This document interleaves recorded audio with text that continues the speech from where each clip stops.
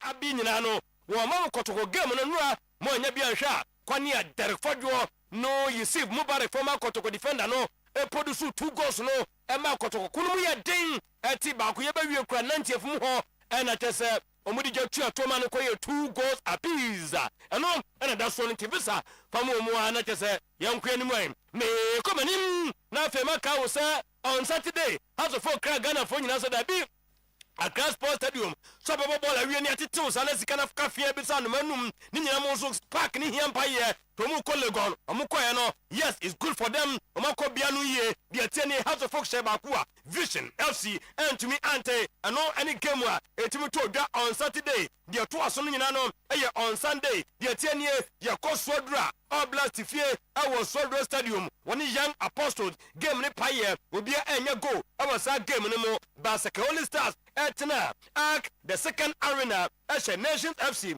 akabako a went to me ante elsewhere awo Dance Park baby ani Gold Star Shebako aduana to me ante bechem as on and off na ekọ washanu lusu bechem tifio awo Fosuji Abo Park ma abam foforo Ho United ebetwam kamienu a bechem ti kanmo bako bekum Chelsea afidie nyo na kwano kasa sa wote sa ze bidie ka no bekum Chelsea tifie ma Samates ne no ko ball draw obia entoma nya go awasa game ne mo mamenka wo se Pando Heart of Lions so ankoye weekend etra Pando Stadium woni Kawela ekote na de terrace enura ewo Papa Yaro Sports Stadium said America can Derek Fodwo na nsena coach ne so masa contract be renew na so renew ha tatra bench ma wotomo pose wodene basa masa na so kakra wom wode abranche start here Aish na so no nti wonya ball no ewo angle hono pay ball na nti from kra pau na ball no ebe she goal mu a Derek Fodwo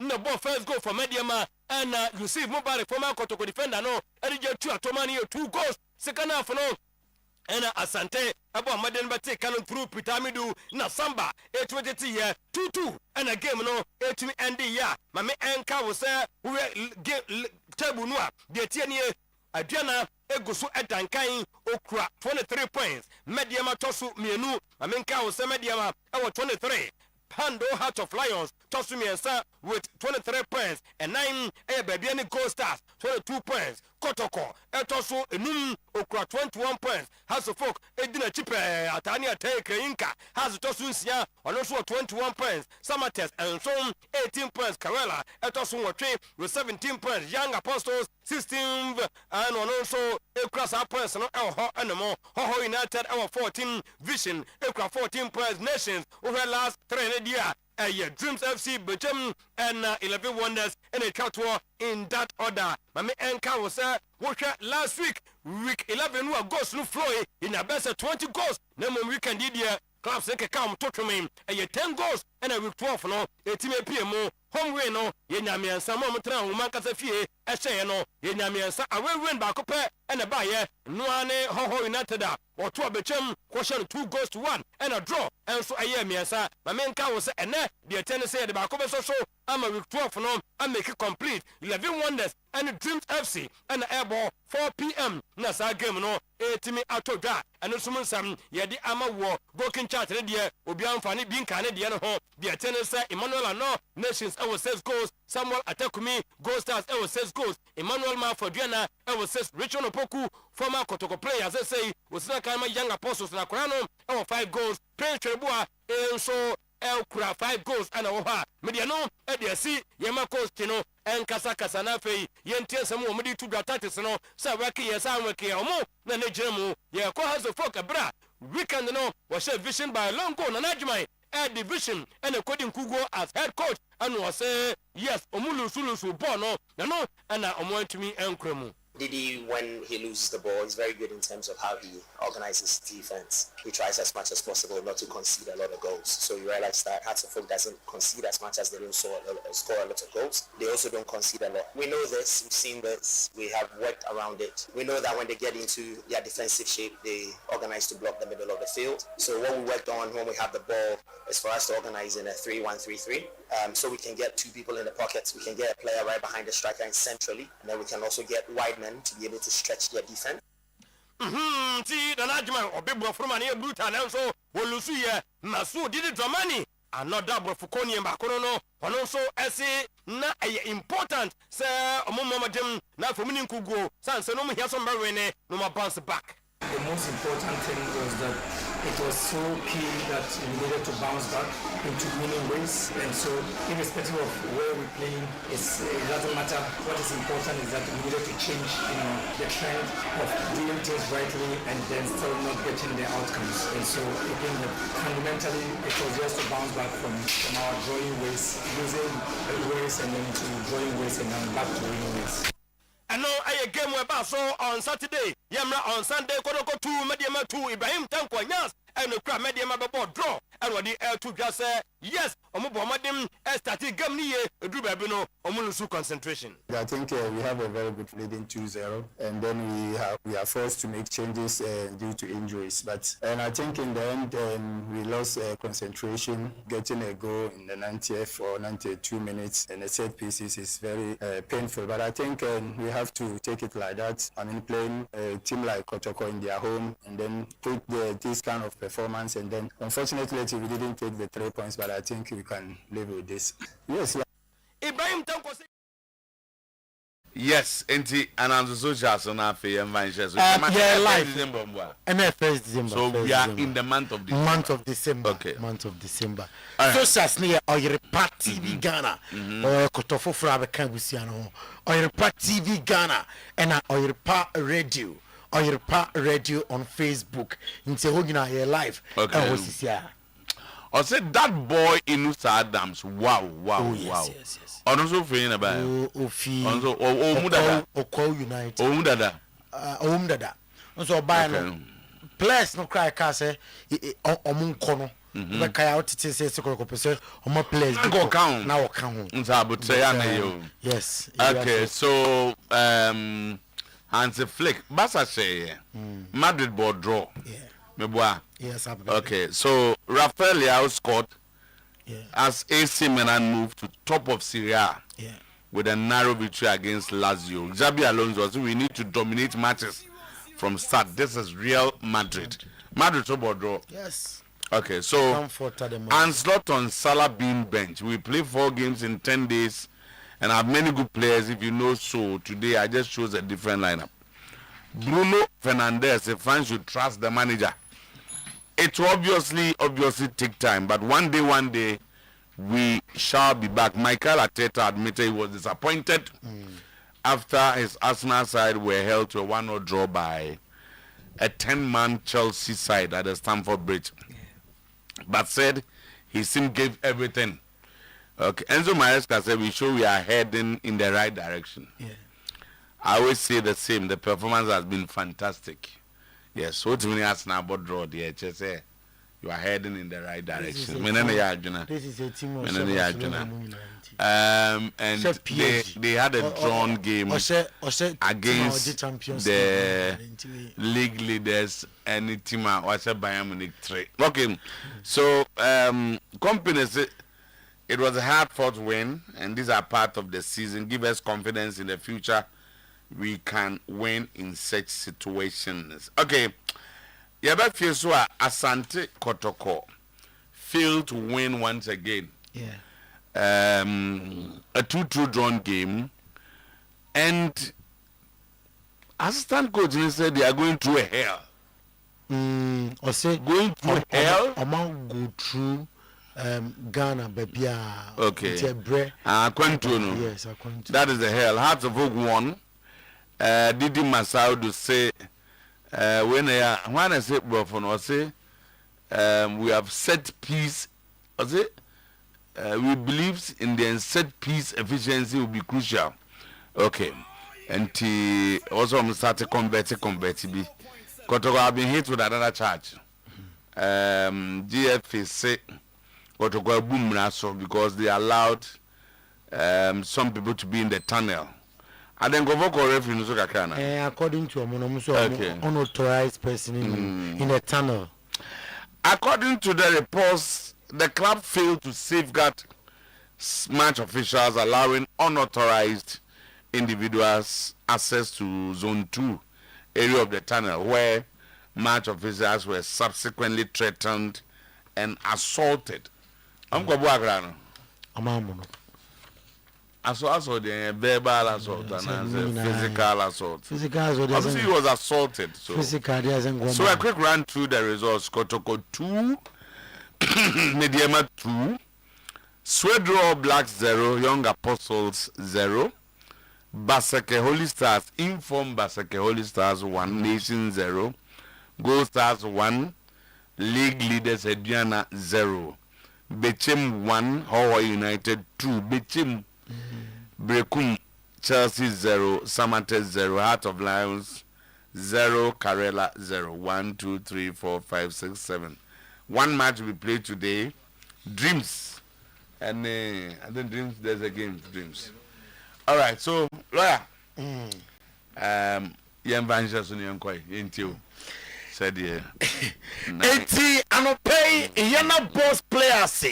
Na yama yenetie phone nyina akwaba biem eha eye Oyerepa 100.7 FM ye live ewo Oyerepa TV no so emra sanso anopay ye konko phone cross nsemo a edi adencheche na ebu fumpa ewo ko phone cross no ye de ho nsem ato anim ensem ne de doso de disefata se ohwe na utie ena ye de esumwo kitikiti mampole bi ena ewoma nsuo ya na maka bono pa entera pay ye confirm nunu nyina amanu ato ebo ase achechemu ye na wati ase to TV nyina fafi high sense na mom no omo ye promo omo say AC promo high sense AC promo enti eya na wato bi enti efiwo boshaba electricals eka ho promise eba enso eka ho bi ene ye de nsem nyina esumo enne anopay mama sase emfi Peru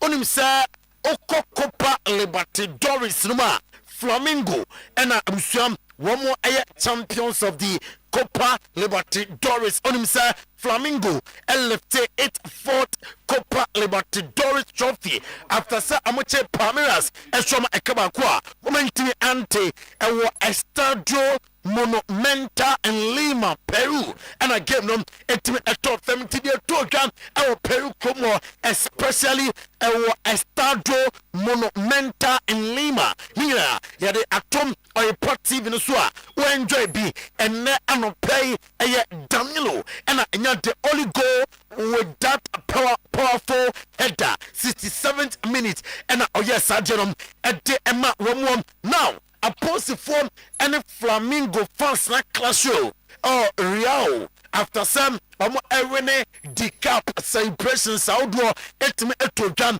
entibon yantra police forum na wa woso kakra emra fans no omone police forum dia bani pa nyasem keto a enti celebrations outdoor and ekoso a uhwe bi na duba bi na a police forum na block it to tear gas nya dia fans ne bi na ekoma tina ohwe Oyerepa TV a edaso enano pay na Felipe Luis Obekaya osiakan Emma Atletico de Madrid enei oye manager Emma Flamingo osise over Brazil mamwa your clubs are very great economic power womu sikasem ejejanso ye level ewo Europe no abusuam eno enye case emo mu dem womu sikasem de elsoro eno yensema oruanom efi na so eba another incident see na esie ewo Ayas ene Grenoble gamer after 6 minutes game no it was abandoned meaning answer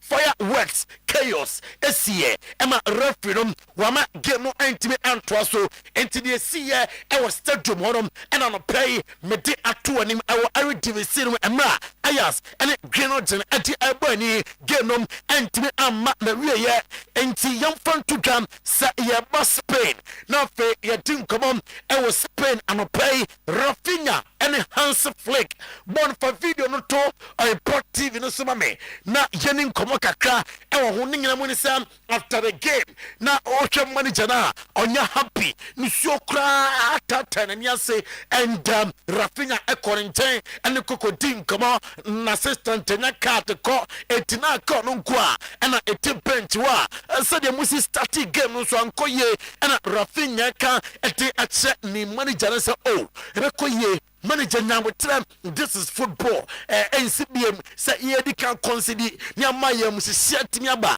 and some pona wendom eba and Rafinha and Samoa what they are to manager and him na Lamin Yama or say initially now our dream be say about Morocco national team no nabom or think other way around and on him perimfobi etim etra say edim come on deep down on the na on Morocco national team na nkobesi akan ama womom Lamin Yama ɔse anɔpɛi yɛnkyɛ mu obiante ase sɛ ewiase nyinaa best player ever ɛyɛ Lionel Messi na ukɔ Barca sporting director Deco na soya Deco de atudwam sɛ ɔno Deco no ɔka ama santema ewiase obiate bi sɛ Marcus Rashford ɛyɛ happy with FC Barcelona ɛnneɛma a ɔyɛ ɛwɔ team no mu nso Barca ɛne ɛgye ho ɛnyɛ mmerɛ wei ɛna yɛkasa ne deal no kra yɛbɛyɛ permanent the deal no yanya permanent year season na yebahu debayam and your sporting director Deco Ninsama odi atudram weekend day Deportivo Alaves 1 Barcelona 3 Hans Flick after the game post match conferences or Dinsempi and a atudram the starting game ye a consider nebom a mandatory quick ebenya the victory Emma Barcelona and Chimuni. I'm really happy that they are back and today was also not easy, to manage the minutes. It's we also say okay, Rafa only can play 60 minutes, more and less, and Petri 30 minutes. It's like that, and I'm happy that we won the 3 points. I think this is the most important thing for today. Of course, I'm not.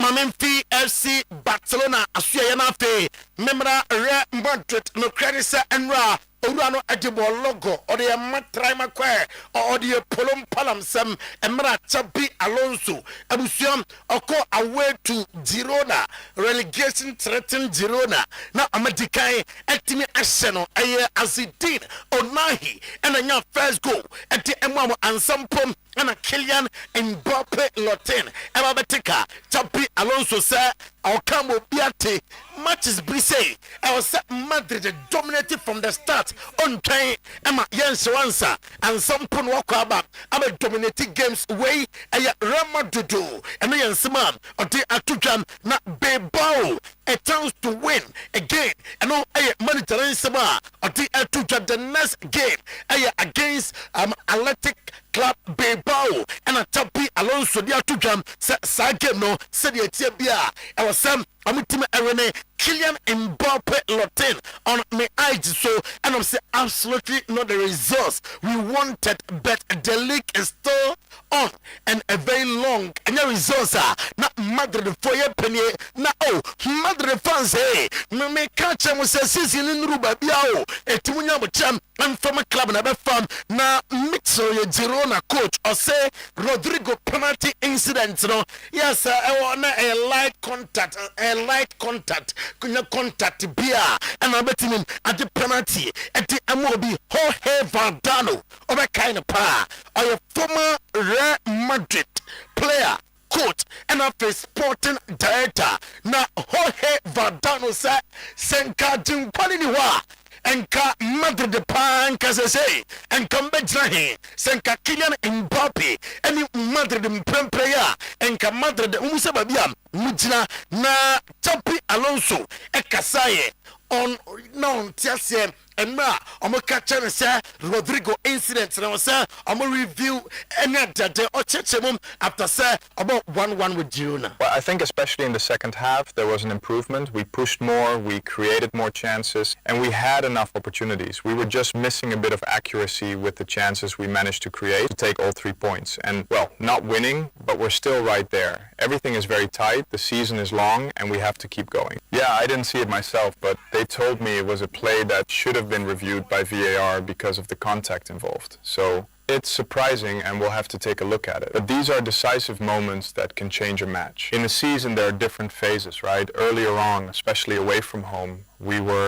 Na yabeko Atletico de Madrid amosia ye Conor Gallagher Jamie teacher say January, that is the winter transfer window. Omunya offer beer on Betonum. I'm gonna fit in 10 times England. Not the Yenim come out England and play on Oyerepa TV on Oyerepa 100.7 FM. Now, John Terry, me friend JT for short, John Terry for long. Now, Arsenal Chelsea, and I say I'm not the Ukrainian Chelsea, and I the better side. Emfaho and red card is seeing Chelsea, and I the better side. Now, Race James, Oko Race James, we have 5 to go. Until Oko Race James, Race James, and you have Sir Ukrainian. It was tough game. The game now not done. I want to be happy. It sounds game no win no and to me ma na o game Chelsea am boy na win and na am epe Jamaica ga dia to jam sir comparison sir Race James would decline Rice Moises said was Sanya no ewura Moises Casido tirimu dodo eno ka ho bi na ema onya sa red card no Mikel Arteta ati atudwa se eno game no na am 4 players homo yellow card nti na am ye careful who's the Chelsea for them e pusi sen come so e betimi anya red card ninina mo are disappointed with say a drop the 2 points against Chelsea anya jana ope and nwa nsa etimi e kan no na Enzo Maresca and ya sambia to ga and play assembly you better in video form na on Oyerepa TV maminya adwuma we e ma o say red card no Ukrainian Moises Caicedo the red card na I say England honum inconsistencies it sounds say none will be see Race James Rodrigo Bentancur Tottenham Express and Chelsea same it is here referee red card but I'm not them there referee red card inti adem na screen so aha same by Tuanano and I'm not going to say na o say baako de ye ma yellow card baako de ye ma red card enti and no a controversy and pay ye de video ring na ato Oyerepa TV so a why enjoy pay enso Maresca de atujam se enoka na kapiro hinkapi I say onya red card every game no Mikel Arteta e kasaya enram after say onya 1-1 against the 10-man Chelsea in proper London derby. It's been a big week, starting with the derby, how emotional and the necessity that we, and the intention we have to win it, then to play Bayern Munich 3 days later. We lost players in those games, and today, for example, we have to play a partnership that we never played before in a really... Maresca, and also some to draw with the EPL leaders, Arsenal. Okasai for Moises Caicedo, the bulldozer, red card. Sometimes you have to be happy even with 1 point. For sure, the target was to win the game. Again, 11-11, I think we were a better team than them. We managed the game, we controlled the game, we create chances, and we didn't concede. And then the red card changed a little bit the dynamic, but even with that, I think the way the players dealt with that has been outstanding. Arsenal.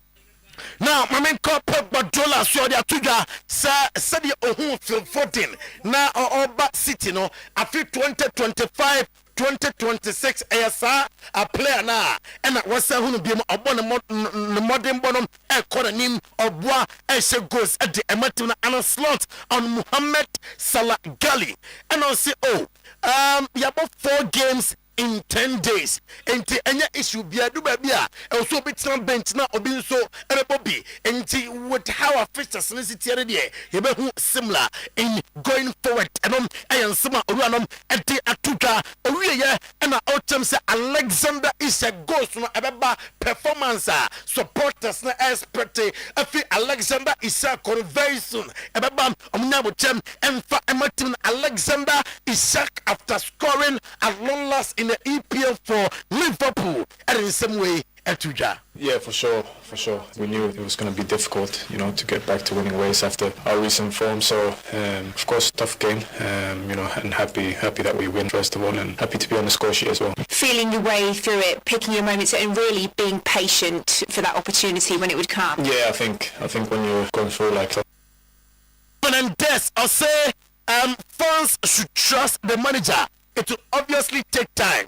Or say, oh, you're Manchester United fan. I was say, unya trust, unya DJ, I was Ruben Amorim with time. I be fan, I'm a team and then some Ruano Edi Abba, Oliver Glasner, or say, Ukraine, Manchester United, I improve you. Manchester United now, who are more and none, I improve you. Now, Ruben Amorim.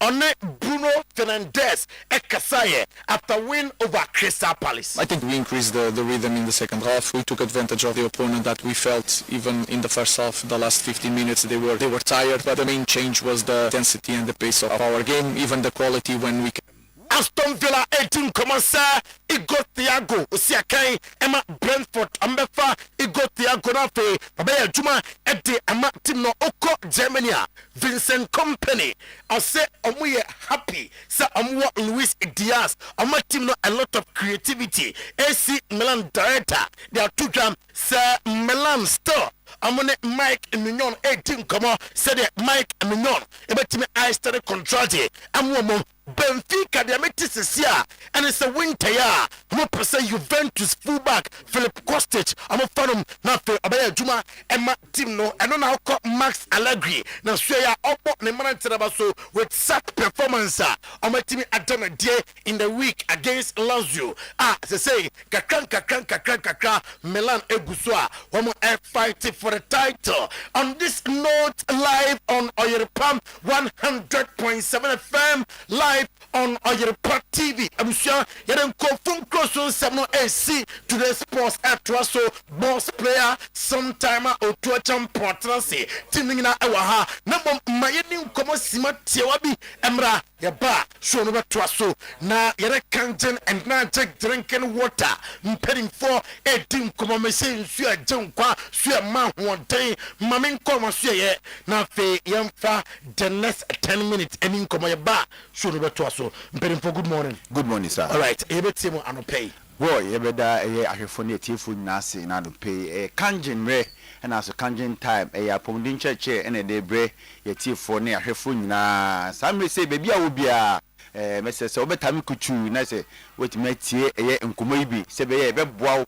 now boy, and never sending Anopay. Ye Kanjin, ye didn't share if you can't so ye at the bread for now, Funa, and I'm a pacho, Ebia, baby, I want to care more with ye, Ebia, Uju, Mr. Mao, Pacho, Ebia, what to be a Ufu, and Tibedica, the number no Atuja, na Sebea with my phone number, Ebia, Tam Commono, who beat my friend on in for Edis or so, no money 0241 0241 44 91 0241 44 91 and now 0507 37 94 74. The part of Kanjin, you are Brema UGC. We do Brema UGC now offer number ya. Yebejo so and I say oko about router me pacho ko sipon ho a ho so e wo ho a edi e duma so kokra e ho na anopay your topic no e say o say how Kanjin energy drinking water makes the difference e kwan be so na Kanjin energy drinking water e dance so kokra e wo nsuo kai mu na ansa na nibusa say na Kanjin water kra no e ye ade Kanjin water e alkaline water alkaline water apomudin suo sanse nsuo a wonoma buama wapumudi esisi so amase wapumudi etimi esipi anase ndwuma wudie no ubenya nsuo anoma nsuo obenya ebeboa ama wapumudi etimi akoyie ama dani dan nyina no enase abrena brenu no unyom nyina betimi ayekama enti yekase Kanjin water na se Kanjin water no alkaline water na yekase alkaline water anase alkaline water no nsuo a onuma eboa na se oboade enwane nuo etimi ahyemuma ama ahyemukina ana se etimi ayemuma ama enyema ensu a wo so onum no onuma etimi take place ana se etimi take effect in term ama se yare bi wo so ana se how bi wo nipadwema etimi eyifi ho ema enyema nyina kama na ebisa se na edin Kanjin no kra ye fafiri hen Kanjin no eyedi a Japanese word say back to origin ni chinum no ebeka na sankofa back to origin edin no Japanese word ebika na Kanjin de obeka ni bia no yebeje so say edin no sanete enti back to origin anase sankofa na yekase sankofa un say enka no na de bia meka me history dia mi nyaika yen nananom na omapumuten se de no musi omadwuma sifa enye se bia omukọ adwuma omutinsuo bi fi baabi kọ na bi ensuo omunya no abotamu ana se ensuo etafoma ahaba te agu mu sansuo nyina no na eboa ema apomuden ana se omudwuma omudie no etimi ekoso wie edema omo eno ene kanje nti kanje no ka kanje na sankofa nti nkane titi yensuo ani enya no aha eno ene yasa go back etimi akofa sansuo na edi aba se yede boa etiefo ne ahwefo na yensunum yede die mu ene yensuo etese yede die mu etese na yede aboa masa nyama nyina no etimi ayi afiri ho ama enyama nyina etimi kama na yebisa se ekwan ba so na yebefa sto ebenya alkaline water no preparation no me pa chow ni nyina se ensuo no ni through electrolysis electrolysis no ewia ye bibia ewie no ema ensuo no be electrolyte ena ye ka se electrolyte oboade anwane nduo ahyemu ma eno na eboa ma edwuma ensuo ni di no ema ne ye won wasan se obi wo se mumu nsuo di eduro da bi ye nsuo no eduro bi anim emfa bibia enhum oboade anwane nu a ahyemu kina no se dem bi kaka se nsuo no ye through electrolysis ema nsuo no be electrolyte ni kese munu asewom no ahyemu kina nti eno na ema nsuo na wonwade ene nsenkyene a wo ye ni padwam no etimi ekoso yie ekoso a no enye se ye de aduro bi egu nsuo no ana se bibisa da bi nsuo no awode nu ewom no oboade anwane nu ewom no ana ama nsuo no etimi edi se adwuma no ema enema nyina kama nti ye kanji machine no me patcho plate bi edem ye fe ni titanium platinum plate me patcho eno divide nsuo no into two nsuo no divide into two a ene nya kanji water ewo form na droben ewo ho machine no ye wo ha nti droben baako oso baako form nti droben baako oso baako form esoro no ema yenya kanji water no ana ebiede tosu mienu ase no nsuo a ebe ni padwoma emmoa emma yare bia anase emmoa emma apomudi emma no eno efa efom droben na ewo form no na se ni nyina se etimi afiro amenya alkaline water na ye hwehwe fi nsuo nim no eno ena ebo ni padwa na esiesie ni padwa no ama ni padwa na enya ne fapan pa edi ama enema na so dwumadi a udi bia no etimi akoso eno ne sa preparation a ye kan se true electrolysis eboa ema nsuo no ebe electrolyte na ye ka se properties na your properties mensa ewo nsuo nim ye baako alkalinity ye baako microcluster ana ye baako so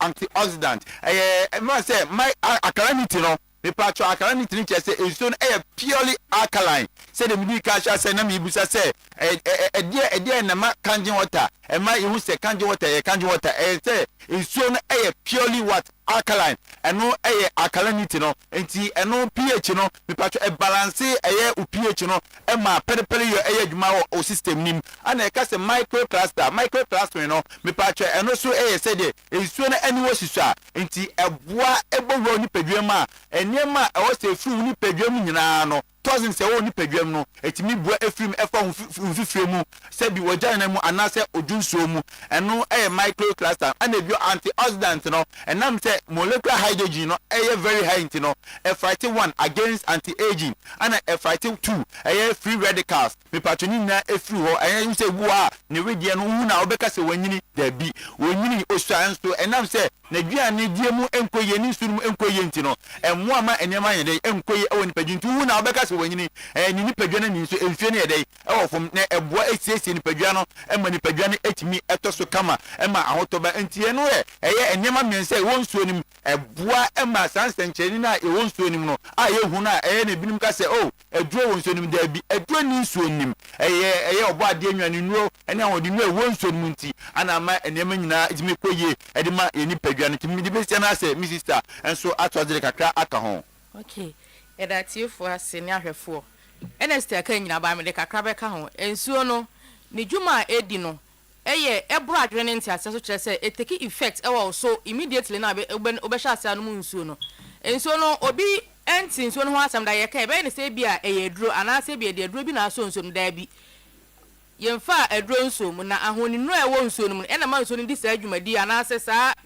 adwumadi nwanwaso no ensuo no contain a lot of minerals enti wo sha se no ma obi wo ho no ma wo sha se no maybe na ne tiye ne ya wo sha se no nsuo na tipaye ne ko anaso yo obi a ne yam timpa wo sha se no nsuo na ena ma nsuo no dan so nsuo aka wo dwama so ena ne tie ne se saa mre so bosumi esimu so dwuma de bebre be kwaso eye festive period bi a asay adofo na adofo hia ye chaade bebre ye gi ani ena ni je nso besi pinasi ta ye de anonom de bebre ka ho ya anonom de we adwama so no pi na na se dodo na no se ye ka niema eye manipadua na wan ha ye mbehyew dodo na anya manipadua na nso ye nom ena ye nsuo no so neutralize acidity we nipadua num enti uji woni na wode anonom de e ka wano no na onum nsupa e neutralize acidity na e we nipadua num ena hampa so a ye be ye e de ama adofo no woma no hampa no ye de ye aduane be wom anonom de bi be wom dokodoko de bi wom enti na odi nsuo no bi afra wo didi a wonom sa drinks no na onum nsuo no so na neutralize acidity na e we nipa na chesa wodi apomode mapa so ka no ho enti kanga na drinking water de aba ama omanga na sa ba ma nipa bia wo wiasa fa na ba bia bia wo bia prayer ye beboa ma won sa ka bi ena ye wo the major distributors so wo Ghana fa na ba bia wo prayer so wo pe ne dodo mu atu aton na se be kuma se ha ba bia major distributor wo ba bia wo no fry ye be ma on contact wa ko hono makwa akwa tobi na bibia FFF nti ye besa the number na sa ka 0241 44 91 0241 44 91 and 0507 37 94 74 me pacho brema UGC eho ene yewo obomodian friend numbers baby a wo bia opese wutu opese utobinom ana opese utobi chobi baby a wo bia no ye bese o friend number ya empanyfo enu beni komo anope yedamase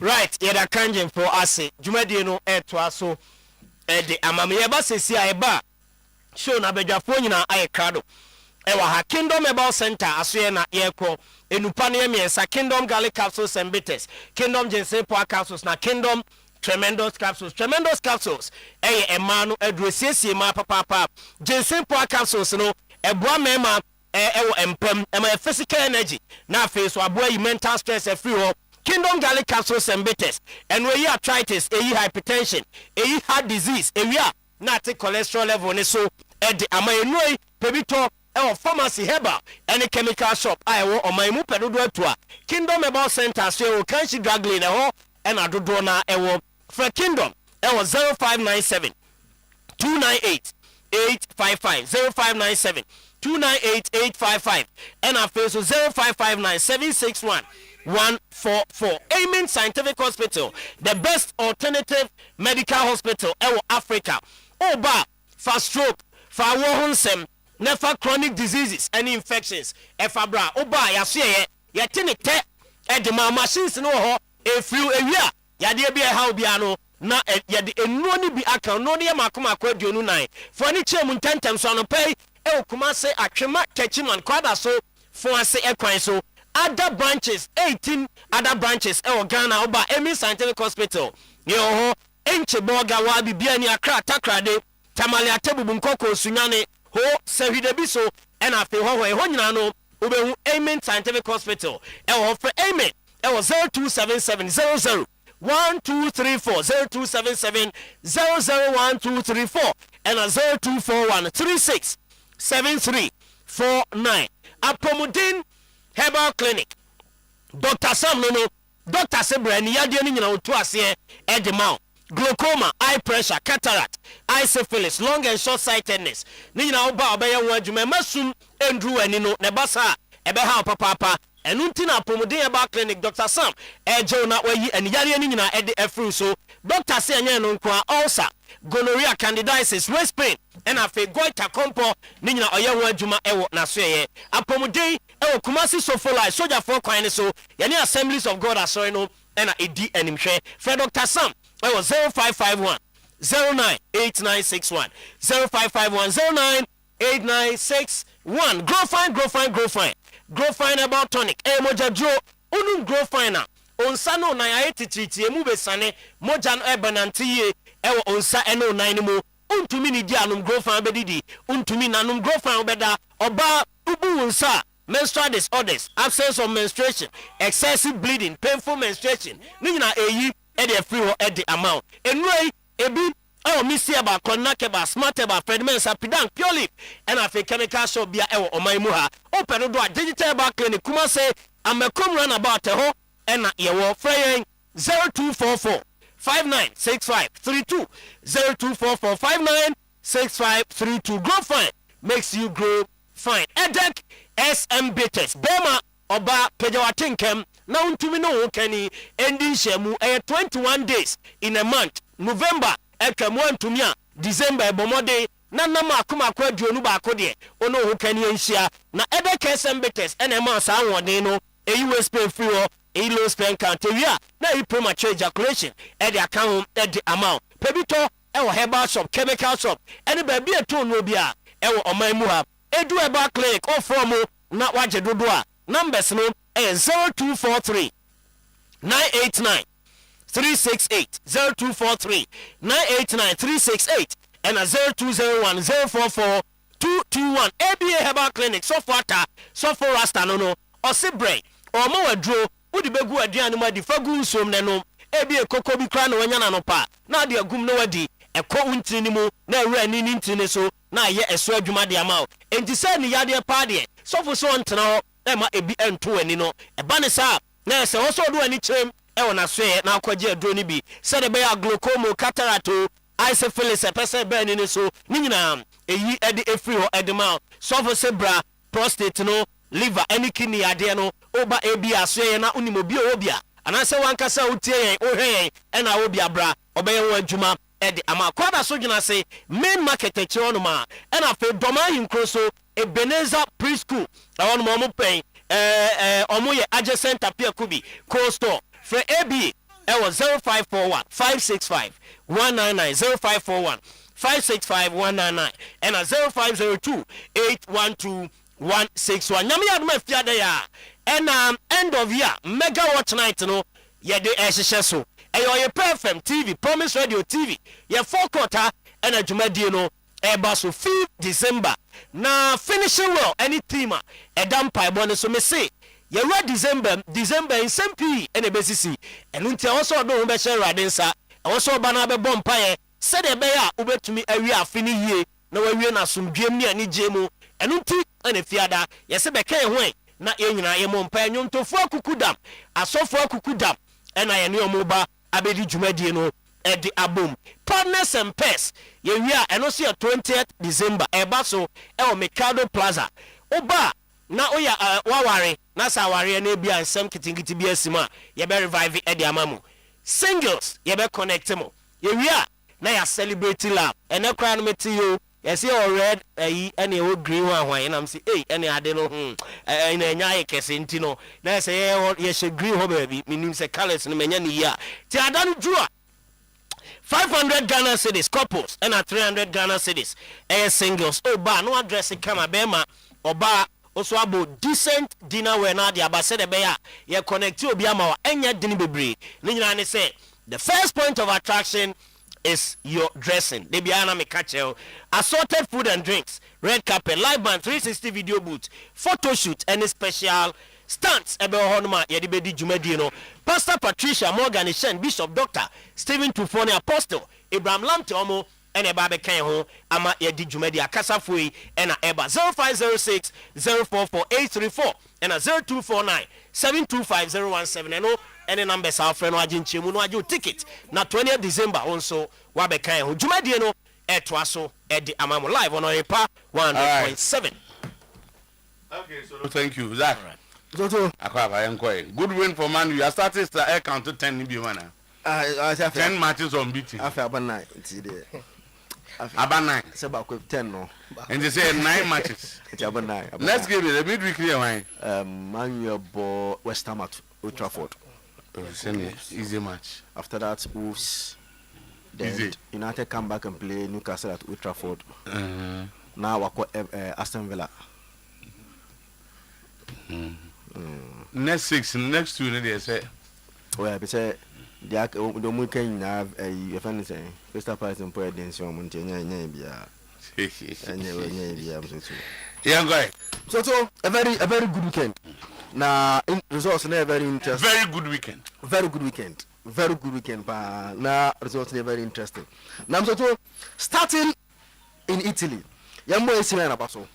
They won their game now against Lazio by a long goal. A very good result for AC Milan. I'm also, I think, sir. So when you have Milan team in I think, sir, in the second round, the in the second round. Oh, sir. The big games in Italy, no. Over a year, say only Inter Milan and Free Mark, Inter the Van Court, they are playing the same venue. If only Inter Free Mark, over a year they've not won away game in against any big team in Italy. And they've almost played all of them in the first round at San Siro. Okay. Over a year, Milan have not won an away game against any big team in Italy. Over a year? Yes. Now, Western then at the Frontina, Frontina last season, they couldn't beat Frontina away. In Shade, they lost 2-1 to Atalanta last season away. 2-1 to Frontina away last season. They lost 2-1 to Bologna last season away. They lost 2-1 to Napoli away last season. 2-0 to Juventus last season away. 2-2 against Lazio last season away. And a 3-1 defeat to Roma last season away. So over a year now, only Inter Fuma with their player the same venue. They've not won against any big team away. And this season, Atlanta away, draw, he couldn't win. All the results they are getting at home. At home. Okay, big. So, when it 10, only when say the team not have arrived or not in the second round. But it's a good win that they have to celebrate because at least they are first on a leg lock, goal difference against Napoli. Yeah, they say so. Frank with AC form against West Ham and Ra. Born on Frank with and Ra. Or making 45. Attempted 45 passes. 42 was successful. So only 3 misplaced passes from Franvit. And then we saw the bit that now in Germany Nika the touches. The he touch map now. Red Nunquan the only one he missed yesterday. Then bring the other one. You see, say Andra, if you average the Andra game no about 75 minutes plus no 11 years and no about, you see vast improvement. If you average over 90 minutes, no touches 62 touches over 11 games. By now, 52. Successful passes in the opening half, 25 over the 11 games averagely, way 32. So you could see say passes to Ishak and 4, previously 3. So there was an improvement for Ramvit today. Our game now, but I think say whatever it is, Liverpool won against West Ham. Now a good result at least it brings morale. Now the next game against Sunderland, this I think that is on Wednesday. So we'll see how they play. One team I'll bet me how we part is a team I'm saying improve and that's improve this Sunderland team. Until we'll see them against Sunderland on Wednesday and see how the improvement looks like. So Yambo Carlos Fernandez Abaso, or the set pieces coach of Manchester United. Bon, when said United have scored more set pieces goals. Or when Arsenal or 10-10 than any other team so far in the Premier League. Set pieces. It's a set piece, yeah. Set piece. Some of them not corner for fee say corner na for complaining. But when you the last time I bet check Arsenal goals no there. O check say so man share and I been go for how manage almost set piece na am one. Corner na for complaining. Corner can set piece no. Any na can be. United 10-10 ya ka corner count. Oh, but more of a free kick in the door some more. Unsa now we say and two goals free kick panya no abon wa she. So nti na mo de na de na nkofo problem na corner na ya door so. So ba say we dey from free kick no why no pay no abo she so. Nti Carlos Fernandez is doing a very good job at Manchester United in terms of how na corner ne free kick no difference in the end. We say free kick corner no na the dark arts no na door so. We say corner no dey free kick the dark arts. One day we say obi ahye ni yi nti panya no abo no bi no abo ahye na so United ekotia was Crystal Palace for kakra. Palace scored first. United came in strongly in the second half. We again by 2-1. So good results, and I think that so far the United against West Ham. The problem is their team is not consistent because you ask them how and why did they lose to Everton? Shenano the Newcastle for Everton for it. But Everton for about for as if they are prime offenders in Barcelona B. So that is a problem that at least Amorim have to solve with the United team. They have to be consistent with how they play. But no good results over them. So and then I call Stamford Bridge. I could share Chelsea, Arsenal. The big game now, of course, one. First, Enzo Maresca, ARDB. Unse Arsenal Ebobona, Ateta Ewo, Uncle Hum Sebia, or the Hanko for in terms of the tactics. One, Timber. Another one, Mereno. Emma Calafiori. He uses them to create overload, to get a passing lane in the middle. And he, at any phase, they overload you to create an extra amount to get the ball forward. And what? And to share, Bamley complaining because Bamley, you know, say, Merano on the air bar, both and a tano, every no dinechi. To no ask that criticize space, no, but Manesca was there. So, yes, I did now. Arsenal or Panel James, what he did was that to say, sound of on the bar, you anybody closer to the player beyond at that point, man, Mike him.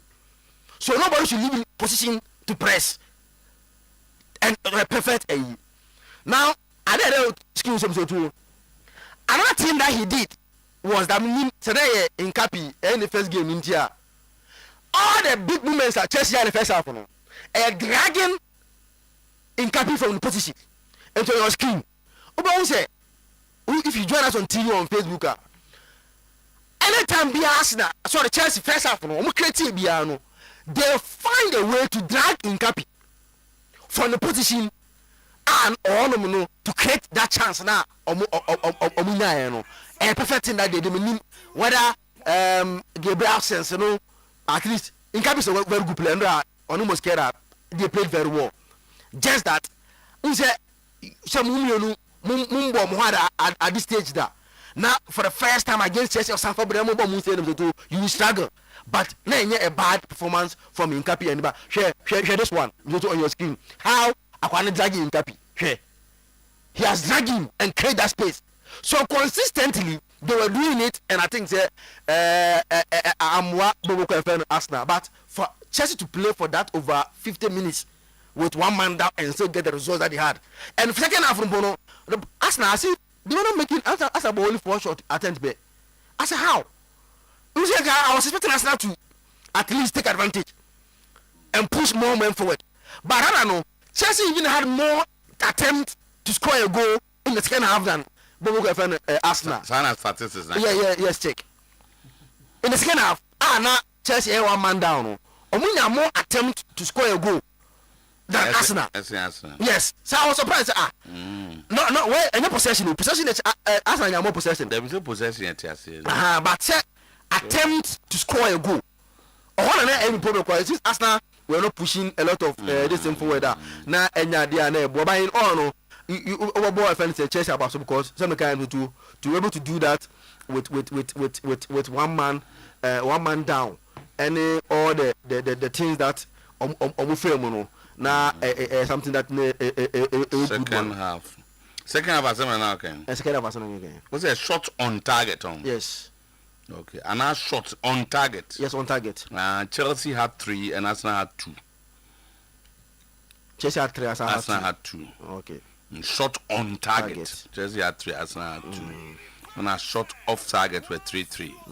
So said okay, possession and 70-30. So, but a good result for Chelsea. Good result for Chelsea. Yes, sir. At least who's a one man down. And so one man down Everton, they say United 1-0. Oh no, United plays Nana. Alright. So bad. No, 2 weekend matches in the Barcelona. This weekend was fun. Na the power, especially you'll be out Tanasana who enjoy games no any better. Now, you're starting free a year England honor. Now born in Mame last season after 13 matches and this season after 13 matches. For us to appreciate and you might see a league last season after 13 games, yes. And this season after 13 games, so too. Now last season after 13 games, now Liverpool were 34 points. And then Arsenal were 25 points at that second position. Chelsea had 25 points. Then you get Brighton, Man City with 23, Nottingham with 23. Now Liverpool clearly were leading the the English Premier League with 9 points. The last season slot hit the ground running, and when looking back onto time our league no JR omukoji omani we Ibiza if you dey now some results to na APP or kakra, but they started in an amazing way that nobody could catch them up. Now this season story na Sam at Liverpool where Omar dropped 13 points compared to the first 30 matches of Muboy last season. But elsewhere for Arsenal, Arsenal had 5 points at points of Munyano last season after 13 games. And yet the same teams normally on my ball, but after 13 matches, Arsenal made the 5 points above the count. City enya an improvement of 2 points. Chelsea enya a drop of 1 point. Then Aston Villa almost a drop kakra. Then interestingly, Manchester United from 19 points, it's me about around 21 points, which is also an improvement for Manchester United. Now, and now we will say, now Arsenal supporters, Mr. Two, now Omebuja Kakra say, based on the red card nearby now, in the game against Caicedo, Arsenal fans need be fairly say it should rather be a win for Arsenal because it was a glorious opportunity for Arsenal to capitalize. Now, since somebody had the two table no so sana. First thing first, you need to appreciate the fact that traditionally Arsenal enka the last 3 games of Mobile in a different season will be telling a different story. Arsenal bought the North London derby against Spurs, played against Bayern Munich, and he said outside England, which means 2 teams are Omujano was through. Bayern Munich film. They played against them in the UEFA Champions League. In fact, Ebikura said they were the best team in the world. No cry England count, but they to avoid argument, outside England. Then they were playing Chelsea. That second on the league table.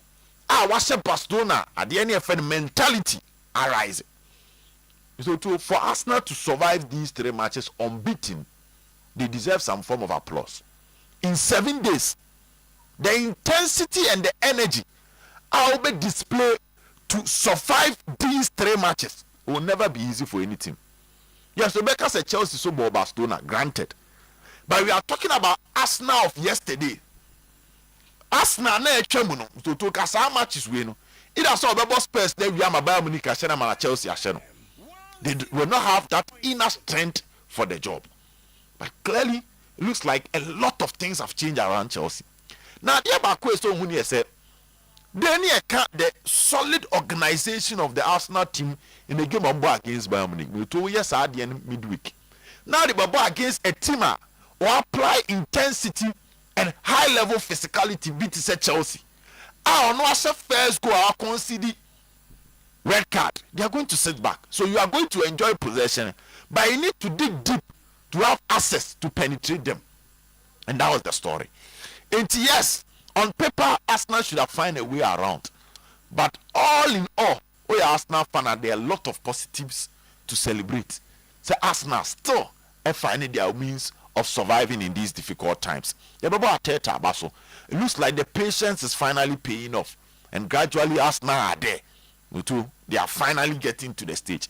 Now, and no Maresca, so you uniform man to will not be fair. Because that's a coach because baby no free bano. The major achievement on his table was qualifying Leicester City to the Premier League. But like Chelsea afa coach we say Tuchel. Ana wabomodin diama PSG, wabomodin diama Borussia Dortmund. Chelsea afa coach we say Jose. At the time he was a Champions League winning coach. Chelsea afa Carlo Ancelotti, Champions League winning coach. It was Shemwa Shobi Antonio Conte. Time our profile Conte edeba Chelsea. Lampard profile na never from kakra, but the issue of legend. Because at that time the two clubs now started try legend pa. Now try Arteta, Madrid and Zidane, Barcelona, Mamo former players ne chance, Juventus and Mapello chance. So Chelsea decided so Trebi at that time which did not work.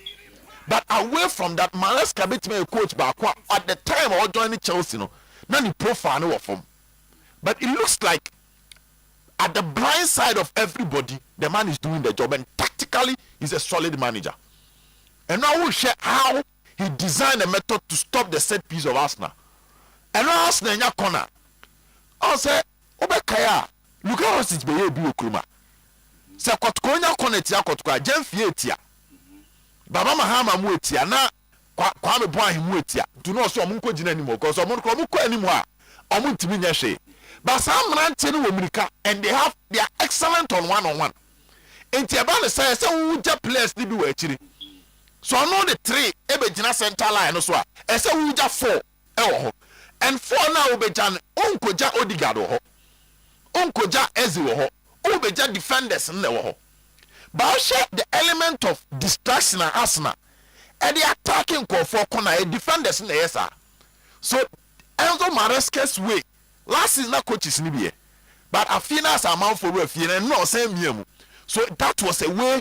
Tactically, he find a means of stopping Air Club defenders, Arsenal and the attack. But Miguel Moreno, excellent movement. Bukayo Saka, once a double up. That is at the NFL movement of brilliance. Two players in so Oshutu and Ye pinpoint cross and the ball was the back of the net. It was a tactical game and both teams in idea. Arsenal are still on track and confidence will keep on coming. Now, you to a free one. Young call a year Spain kakra. Na Saturday na meka Javi Alonso asem. And na meka say Oyerepa win against Girona. But November 1st November after St. Madrid share Valencia 4-0. Madrid able lead the league table by 7 points at 1st November. And now in December, 1st December, Madrid have a second position, 7 points in Ashiko. And that is what we call lapses and cracks. Now the pressures work on. Alonso, a lot of stakes. The only thing that will sustain Alonso's project for Madrid air results. I said, "Young football news number says Zidane still in Madrid no pay."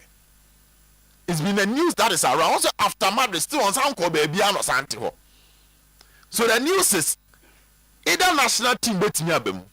At a point, people were trying to link him to Juventus, but I said Juventus man one pay. Meaning says Casemo said he clearly don't want that job.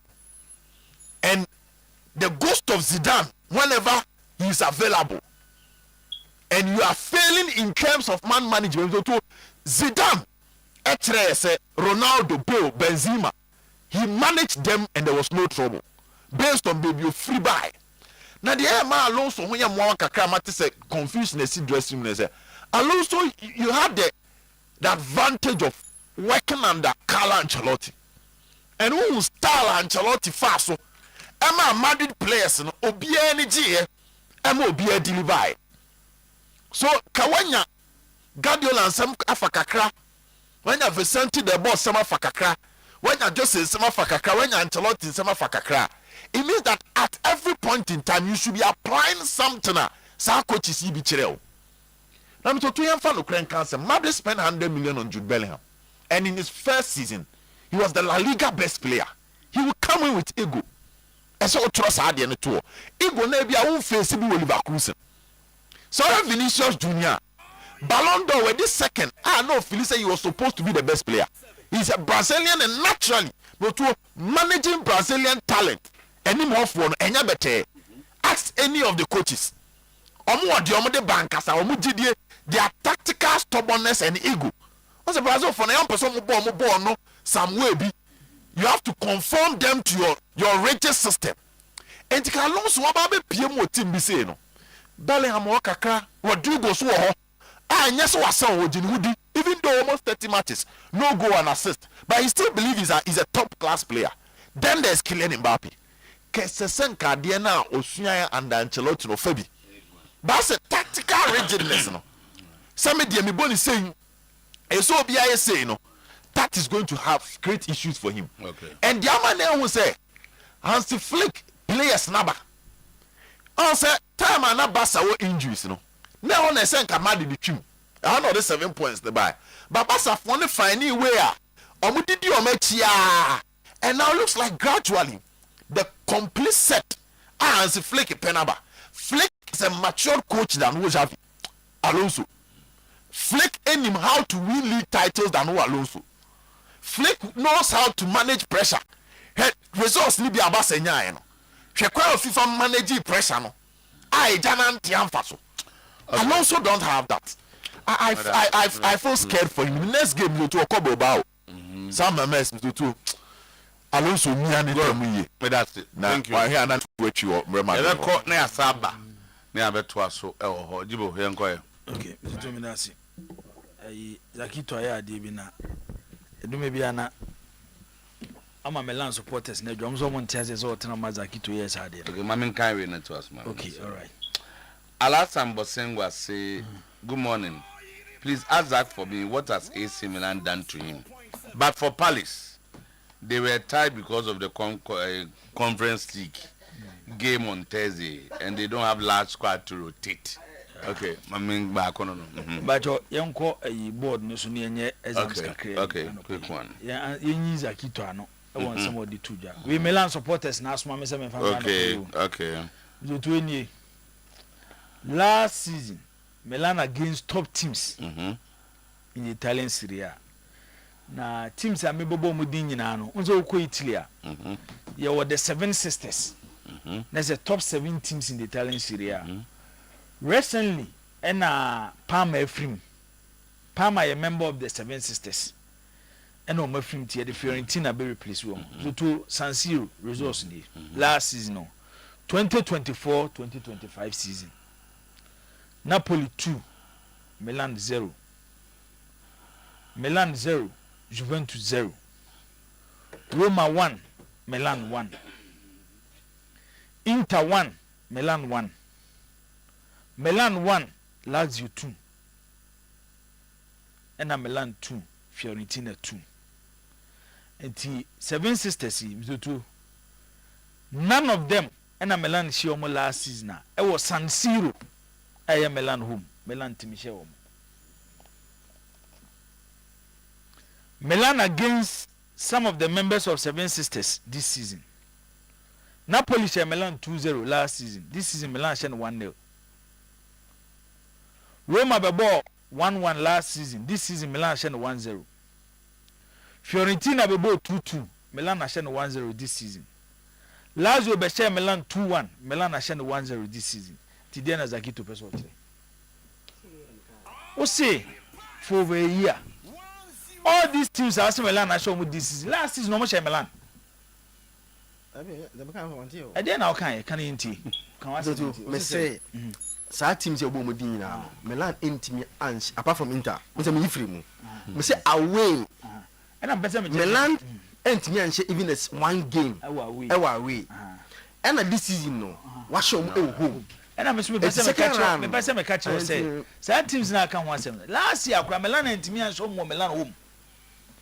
It don't discredit Milan and show more this season. But the kind the say Milan when Milan plays against these teams away. No, he's trying to say so we show more home and because away the moment me show more. Because away no last year no moment me and I must make a chance say home discredit Milan home no match these teams here. Last season home can Milan to me show more. Okay. And them they two different. The same thing. It's even funny analysis say and Milan show more. Last season can Milan to me show more. Teams here Kenya now do not have share Milan. The Milan here they cry though. Okay. So to the mention say. Maybe advantage. This season Milan will advantage ahead of teams of no more competing for Serie A. Manchester and Ebo Premier League no mun take advantage of it. But Milan they are taking advantage of it. And they have a coach or you proving man you take advantage. They are not taking advantage of it. Mateta. O man ko be na we mun Arsenal at that top of Premier League. One at that second. City. One at that third. Chelsea and Chelsea or fourth. And Chelsea third. Yes. And Aston Villa fourth. At that fourth. Okay. Over the top 4 teams now. Omunyine boy in Europe. Then what about Brighton, Sunderland, then Manchester United, Liverpool, Crystal Palace. Take Brighton and Sunderland out. traditionally these teams are not traditional Premier League winning side, and I put top 4 side. Baba Manchester United, I'm going to Liverpool. Just the last 2-3 seasons, Aston Villa actually said they can also compete and enter the top 4. So for teams here, Kenya, and can the advantage by Manchester United do? And I remember what I want. On the way long days to rest his players and get results. But they are not taking advantage of it. Milan in the Serie A, they are doing it. 13 games in the Italian Serie A, so Tomo loses just 1 game. 13 games in the Italian Serie A. League Bono. When you are playing in the top leagues, sir, you also need a coach who understands how to play a league. Coach now bench now coach you know. As what league boss. It's for Premier League now. Yes, Arsenal are on top of the Premier League, but still they are not comfortable. And they say, "I want you know." There is a Pep Guardiola. Uslepo he will take advantage because season no when you have a teacher season anymore. Anyhow, your boss season it imije your season no aje trophy. Sana Milan ni Allegri tie. Tizakito, but Milan abaso to play 13 games no be lose 1 per day. Se nyame ni no kwani se Manchester pa na ye we Premier League no mo da top za ka ba me aso ko adidi. Come here and appreciate the job Mas Allegri is doing. And one thing is for a fact, the team has a star when you watch Milan. And found how you want to analyze the games. You say na Milan ball. Say no more approach game no. And this is how they want to get results. So oko show go na Rafael o share na. What me say a boy ya shada working on Milan training grounds. Bia kotoko bianka dakoja ache no mde ababa bayara sports stadium. When Luka Modric pick a ball, so watch how Luka Modric turn any her left, more turn near her right. The kind of game controller are most of top teams in Europe and Neomuni. Then the ball to Salamakis. She the run of Fikayo Tomori before the delivery into the 6-yard box of SS Lazio. And Rafael Leao tap into the net. Proper training ground rehearsal. Nam so to me the bar park so me go. To where your coach in Sanu Adjuma. Allegri a big factor. Our Milan journey this season. Having a proven winner as your coach on the bench. Me fan of Mas Allegri. That is the fact. But based on the Juma now, it's difficult to say and take away credit from Mas Allegri Juma now. It's go for asem na woka no Milan for say yenti ase we go to Ateta maboni di miensa Mikel Arteta na approach to big games in the Premier League a problem and he needs to work on it. Sometimes ya sheno kwa unu tipenso zoto kwa eko ntokwa semo kwa akoko na saa abre no ho den so chen na bunu mane hu so betimi abono bire bia behia ne bia. When you pick the Arsenal team this season and how far Arsenal team the last 3 seasons are, when you talk about improvement, the last 3 seasons the most improved team in the Premier League, me fa other competitions in the Premier League Arsenal. Eti bebe na agi to me say season wey there Arsenal season. But yen ha bi Arsenal supporters were not happy after the 1-0 win against Manchester United. Arsenal supporters eni anye e kon fa so approach Liverpool game no lose 1-0. Arsenal supporters eni anye e kon fa so no Manchester City ball 1-1. Enra Arsenal supporters eni anye kon fa so no Chelsea ball 1-1. Especially time at Chelsea di record. Se na ball no hwe bi pa na nke be ye den. Say obeka say Chelsea for Ukraine record. Ye kan. Those coaches no muti teams in the bench no. Si e measure Arteta, omo na edo mo be ho na ede be ko. In like close to 2 seasons with Chelsea. Zoto. Coach coach a friend say Enzo Maresca at the World Club World Cup. Yes, Arsenal can go Conference League. Chelsea go Conference League. He won the Conference League. It's no more than 2 seasons. He has won 2 international trophies. Arteta in 6 seasons with Arsenal 1 trophy. Games like this, no opportunity by Bama. Find a way to punish them. But Arteta me who said no. It was like a gamer. I said no slow say you. Then to the Chelsea team. Enzo Maresca here Juma Chelsea. And we are not paying attention to it. To meaning so bit say Rich James. Obi o share Rich James e Wigan. Time at Chelsea didn't alone. He played our Wigan team no as a midfielder. But not to this standard that he who say Rich James will bomb midfield no the matches. For a coach to realize say Chelsea best right back in the last 3-4 seasons. They are moving from the right back position. They are finding a bomb midfield. A decisioner. You cannot sit anywhere and say, my in fact credit to my coach. Rich James here play opera. The more now opera, the speed should take. Obo right back was so he needs speed. And I brand here su prepra. Okono bebia no bepra. Okobo no bebia no bepra na coaches. If I'm renviving. And what the America to be no and shedeni. Watching the game yesterday. Young for teams in our for this. Arsenal bo Zubimendi. Arsenal bo Declan Rice and Eberechi Eze. Chelsea bo Enzo Fernandez. Caicedo awunya record.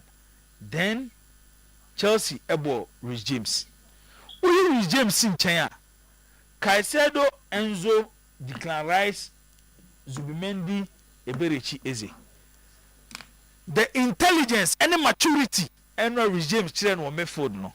You might even think say what was our position na master than our players here mebo mudin. And he was so influential to Chelsea playing Enra. Taking the ball from the defenders, shifting defensive play to attack. Hey idea Enra Rich James here Zuto. So we a coach now yes you may not bench now who play yes idea. Now we near Jakwa. And he clearly Zuto Enzo Maresca at Chelsea is doing something now. Ebi enye na ebe hu.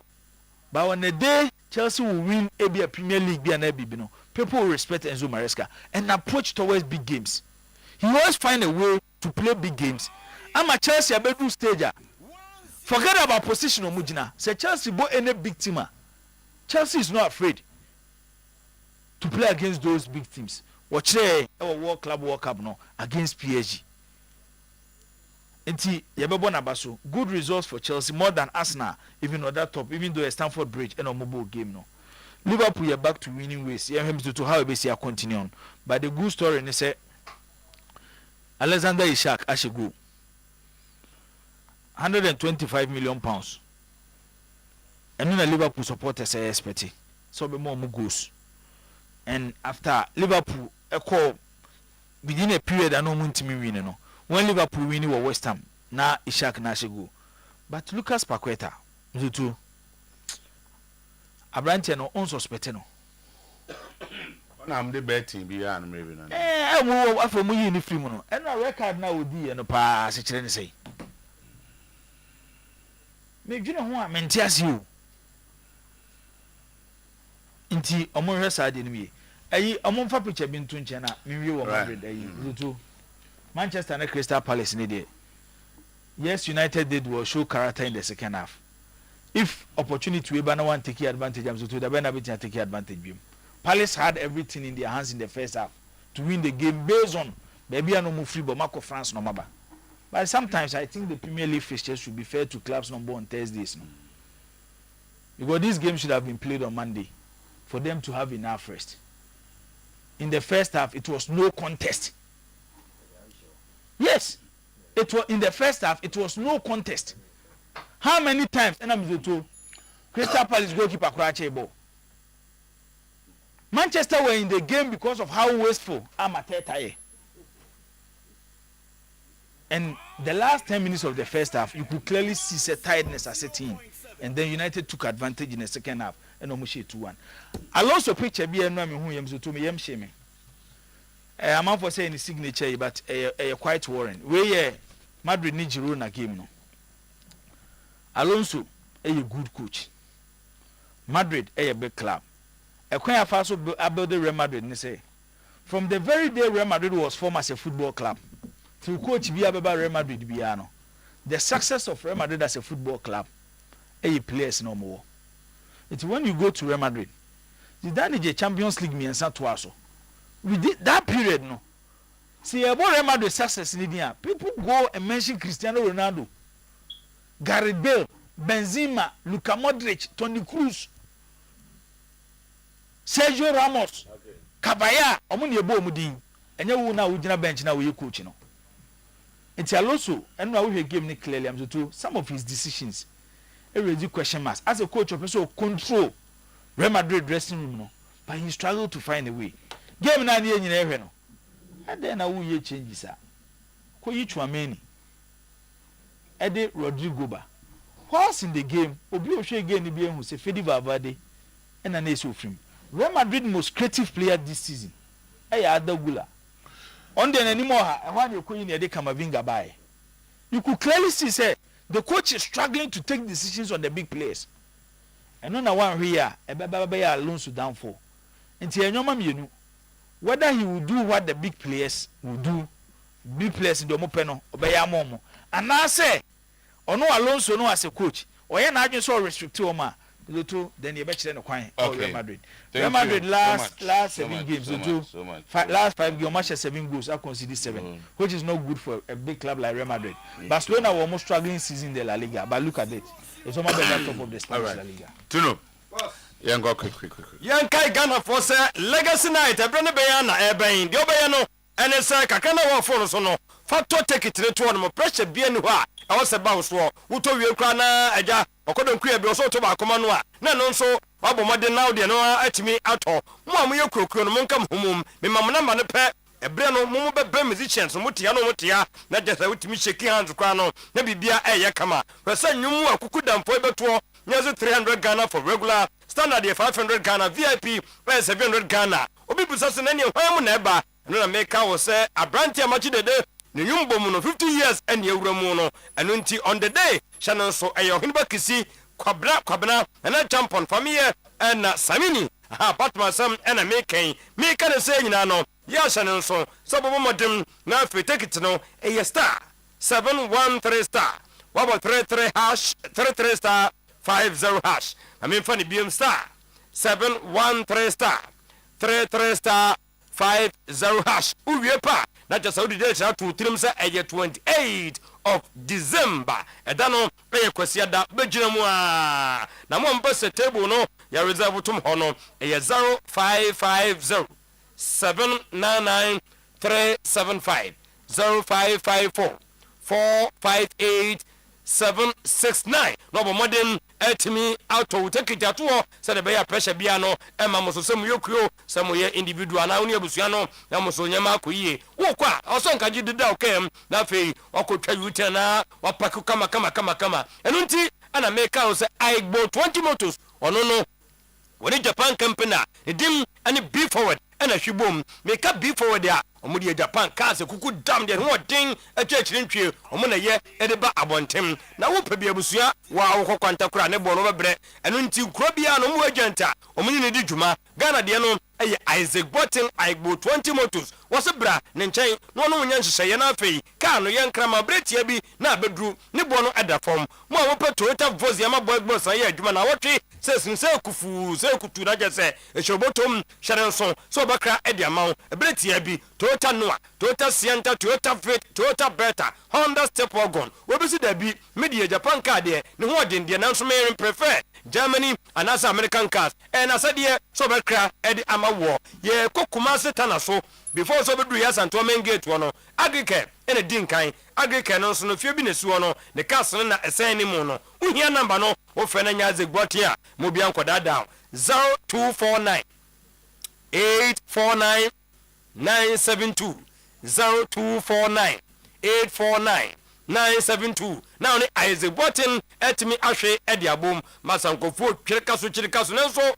Franco Semenka wo se enyama no watete so bunya na ewrom kwade masa amazing discount ukwa wa hwa be oni wa open Nokia, Samsung, iPhone, Smart TV, Franco air condition, check freezer, washing machine, microwave, blender, CCTV camera function, monitor video anytime, anywhere. The general tempo at the Abeka home. What's that? Yeah, 100%. Near to 40%. Ebusia, Yadia Choka, Zalom. Across well, Obomodia Koto, Bankuna, went to Mountain Kumano, Yaka Cracho, a pen Zalom, Munyanaqua, and into the chow. Was over modern bread, Jabba Crobatan Bako, Challenge Bishop, Adum Old Melcon, Cofor Clinic, New Kajetia, Honyan Assem Day, Chagu, or Franco 0245 316969 0245 316969 0501 525698 numbers menu and a deco Franco Trading Enterprise. Now, so ye, Woka, Edania, winning Nippon Egokasa, and Untadena Woka.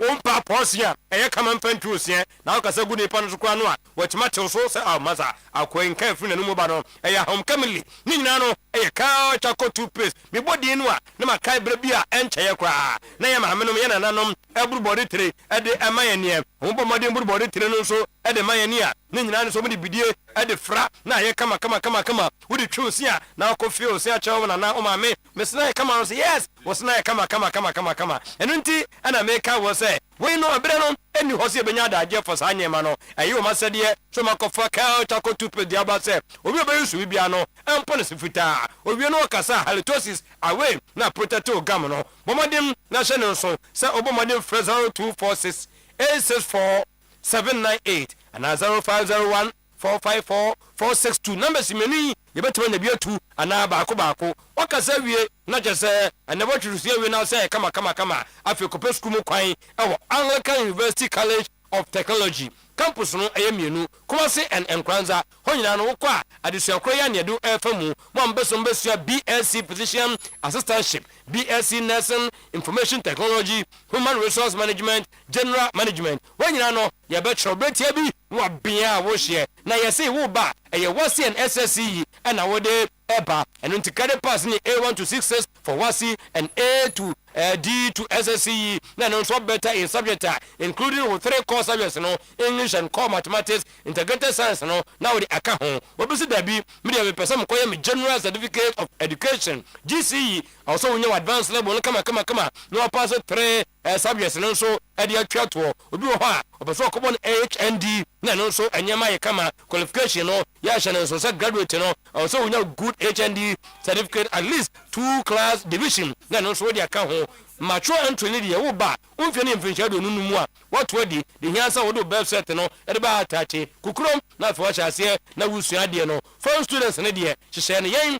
ene wo dey the best a wo ba when you hu ye pa me kana sa ko website wo no mo bodobu mi sa papanyantu ato no abo Angutech Edu Ghana we pa channel so we are expert in faculty industry connection affiliated in KNUST and UCC quality education accredited by GTEC 0501 358 no more 568 and 05050 91054 na just wako suade ewo Anglican University College of Technology Kumasi and Nkranza campus eye police ni adru ene e fene sharp imboost no so de aboyen obi anu mu a wotumu say yes ye de bie ma hoho ani kafie papa wontumi nya to dade bia no ebi be wo fie sansa the moment bia o diabetes no o boy so no mpane na ama otu nyina wo hu bia wo mfa ngo message ato wo na kope imboost no obejai ulcer cancer hypertension UTI candidiasis body pain menstrual problems was stress na afa govea wadro na mabodi ndi a chewo no police na dro sharp imboost bia to dro bia no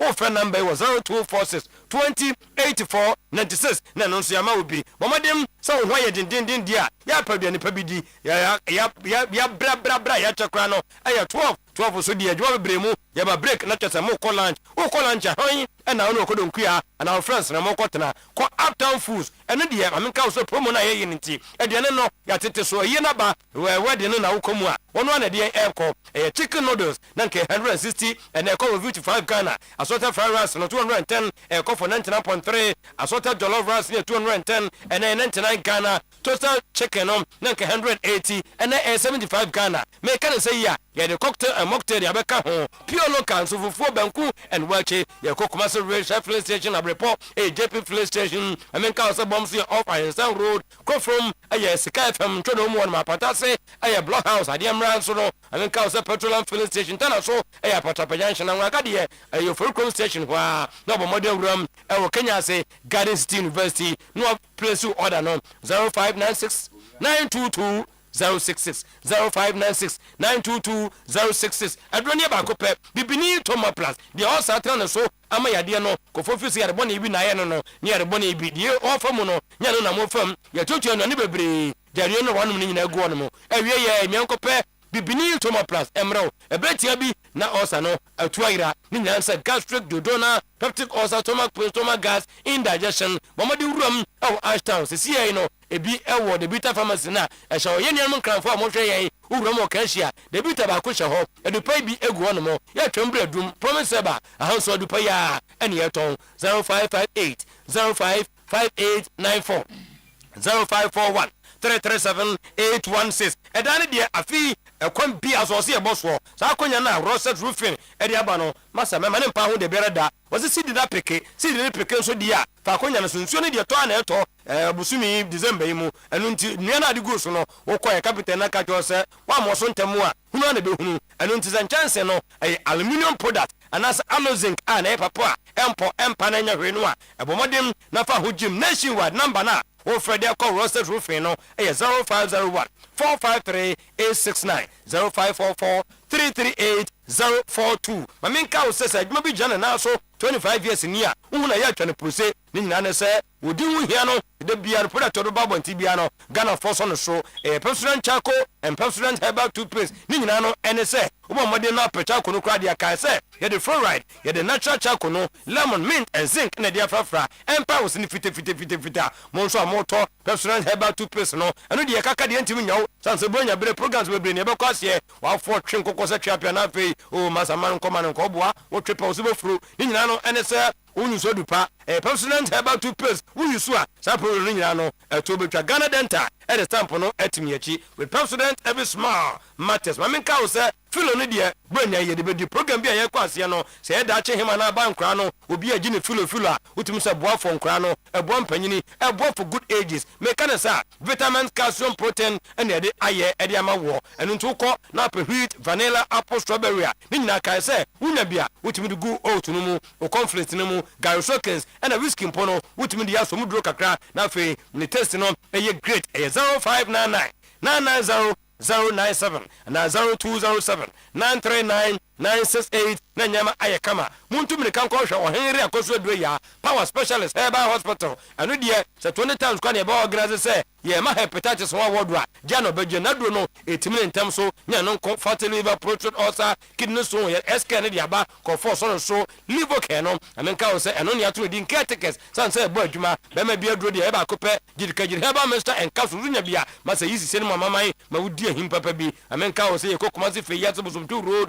adwa junction takwade de Anaji estate oni Hantaman bank no na eben ne awuram ewo kwabina ACP road power bus stop 0244 544 422 0200383831 ne kwakramo no busumtu bank PLC asam ana meka be ya denese de bia wotia tema ko ntosio na fei be bia rusu ka ba to akoye problem ni na nsem ko pa kakra na nkam dia trade man mu bra bronya bra duro o ko pe kobra trelete bra pa nkrata bra ma se ni sa da age no ntra meka wo se sabana savings account current account fixed deposit susu de no na special account joint account kidi account wa ni nyina no bosom twen na wo ko ne ya de ama wo no ni de ya bia de ato de ma susu loan for no micro group loan man kam homom salary loan agriculture loan business and commercial when you know ye ko head office ho de okwa kukudam to na afi ya chiwa trase e wo kontrase uni ho nso a omoden na wuram e wa to nso agogo ja chikoko futre de na nso na hen ba kokoben adwuna se abu akwato nso bokro aputo jamazi afia kobi abichi market number no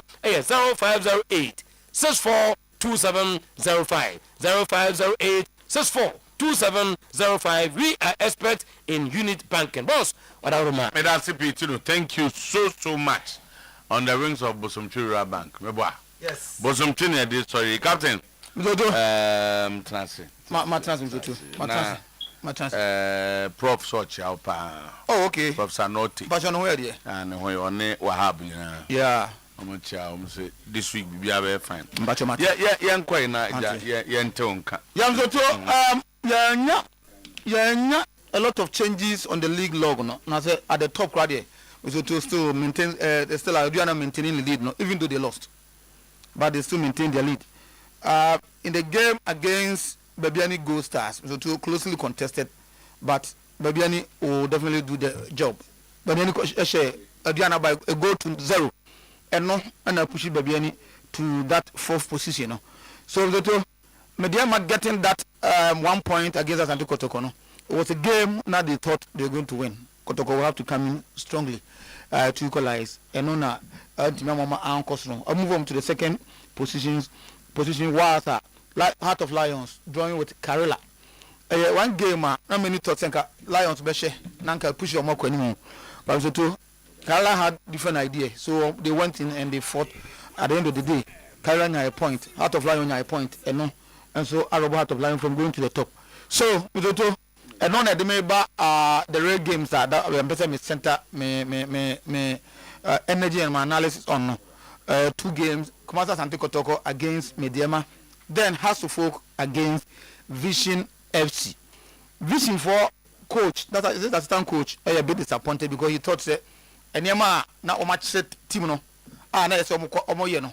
And na omo team anya ma has that advantage share 1 goal no.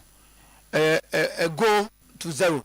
A game, so lots of folks supporters feel say yes, even though they've moved away from Accra Sports Stadium to Legon Park, our move free say but the two must say and never do anything to me. Free says still the coach will have to go to the market and make sure so he changes things or improve among a team. No, so yes, House of Folk, even though Omar winning, I almost second home win. In about 6 games on home, almost second win, 4 I draw. But you move your money that win. No? So this is the case of the House of Folk almost air cannon. Say not BB ever park it as a no draw. Are we going to see a consistent performance? Say also better also at the awareness game now. I him games and now. So you live to see. But that green are omunya very slim. And I'm convincing supporters need so much, because they feel that creativity our form and attack wise they still think it's a coach in ABB, but that's man that not make one say they were in a dilemma and now whether to go and pay Rennie Heading's money or sit down to allow the situation to be the same. That not make us as a coach, or you so brofo and are you too much? Eddie have one way out. Even though Mejitum say they are playing a delightful football, but football to a budget to move and so complement and with goals. So as it stands now, so already go telling her how to work 9 goals. Teams with even young apostles who has the chino. A lot of teams who has the chino actually go see how to folk. So and now a problem our how to folk situation no. And almost Shakran supporters still feel say even though you are shady, but they were expecting something better than what they saw. Because it was the game in the first half, most of the game born were played by Vision FC. And the House of Folk score against that run of play. That 1 goal, no, and it ended. And decided now some area, defensively fantastic. So House of Folk, about management, I didn't think it my boss. We can't so many times. You can't zoom one the crop. But I'm so I don't know if you always go to TV park and so on. There's a football. They say they are calling the park as well. Yeah. Because there are a lot of people. Met my cousin on TV show. And also saying, "I'm going to tell you more." So I saw also more TV so. So sometimes, so corners one do and it becomes difficult for you. Yeah. But whatever been the case, House of Folk won a slim win. Yeah. But so what that say, and not solve one problem with Homer. That is what we cannot tell. Maybe in the subsequent games, no. Okay. Yeah, but House of Folk a solution to home problems, no. But still, the supporters believe like my friend Abbas and them believe that almost said team no, creativity no, still no, our form attack it here. And one player, me free say, I coach, ever focus on all. Well, you don't seem to have eye or goals to sing most of the attackers no. Do kunume, because number 9. Well, you're number 9. But the told us the feature no more. last season I think he was the top scorer for House of Folk, and other because of eye for goals or do improvise or what Emma Bia they na omo can intimate deliver no the beka ho. So I think coach as well consistent upfront. What do kwa bokakra kwabno so bokakra wo yo bokakra and from House of Folk Hamza Isa. So as well at least 2 of them are depend almost. I don't know former Roger team. Oh, me can former a former striker I know by me can former there escape me. I'm talking about old striker. He has been there for what has he 3 seasons. I think 2 seasons. I different former striker. So and you know I think the coach no share sad no. So omo ntimi come market go to be meka ho dia. The last time me probu na me bonfon catch him when we get to the bridge they will cross it. And you are trying so much about whether some beat me. I sign as omo ntimi and sign you are trying is a bridge in kakra you draw and you draw you beat me. But the goal last time has got challenge court. Go say court in the she didn't allow friends any jurisdiction over assembly of FIFA. And I just court lawyer for no because me what I believe in is a coach are for men agent no court authority be we are seeing now court 2 mu at the United Nations the right word no say Victoria yakore case as United Nations that's a sure country bi so a ubetimi de aba enforce no ha since we are seeing now we live in the global village and that understanding no I think it was agreed in some 1957 or so and sa agreement that treaty no omuko ya omuji 2 ma e de adwuma. So the court the judge now said the lawyers will battle out near the judge at the end of the day whether House of Folk also pay they need to pay that money. They need to pay that money. There's almost 32 amount they are open some billion team no but so the air co there retarded the team progress. Supporters what I say patient to accept that. Me how only coach because me feel that the coach is doing a yeoman's job for the team. House of Folk play and House of Folk support the one company so by able fair. But to complement that boy goals and they are not scoring and teams going home not teams results of pay. That's where the problem is, which I believe say House of Folk team no so to and so work coach because now because supporters sorry no so more agitate management don't sorry be no coach na say any critical problem na your coach na what but you think say coaches are there to solve problems, which I still believe we say some of these things I expect the coach to add something to it. That's what make us a consistent attacking force no be one. But since onyanya nothing also cause a bit shaky I think they need to help the team and the team will do well. So that's enough of House of Folk there. So I move on. Now at least I move from maybe 18 to 21 points. Now almost joining because of the movement the point there between the leader of the league and House of Folk A2. And just said they are still in the league so almost they can still win the league at the end of the season. But are they going to sit down for the leader to drift away? Now I'm going to Kumasi. Coach Ibrahim Tanko game no air bebaso no. It was something that we all envisaged. It was going to be a tough game. Tanko, me to person I met him. And I'll catch him and say he's going to this year the team is going to fight for the league title. Especially at the time at that time I think that was when I close to window and at that day I know sign Salim. And I'll catch him and say with Salim ever kind of midfield no when ya the expect it. And the good thing is that I told him say Salim no matter what I see from Salim is a good player, but me a bit of a laziness in him. And when the form and state original how bobo am so too. We are agent now by first player when you be called to you will love him. But a do baby now or bar because me Salima na kotokone has Igbo game nobody say Sefa out jump on even though Sefa to be jump. But me Salim height not so adi become one. Now such players on your short struggle to compete with them area balls. But not like Sadino. And at that point in time, I just saw Tiano. I just saw Tiana and Sana there so here. So I said to him, say, it's good, say they're all coming from Zongo. Kumasi Zongo. So Salim any coach Tanko very well. So I did Salim I want to trim super so achieve with Zongo.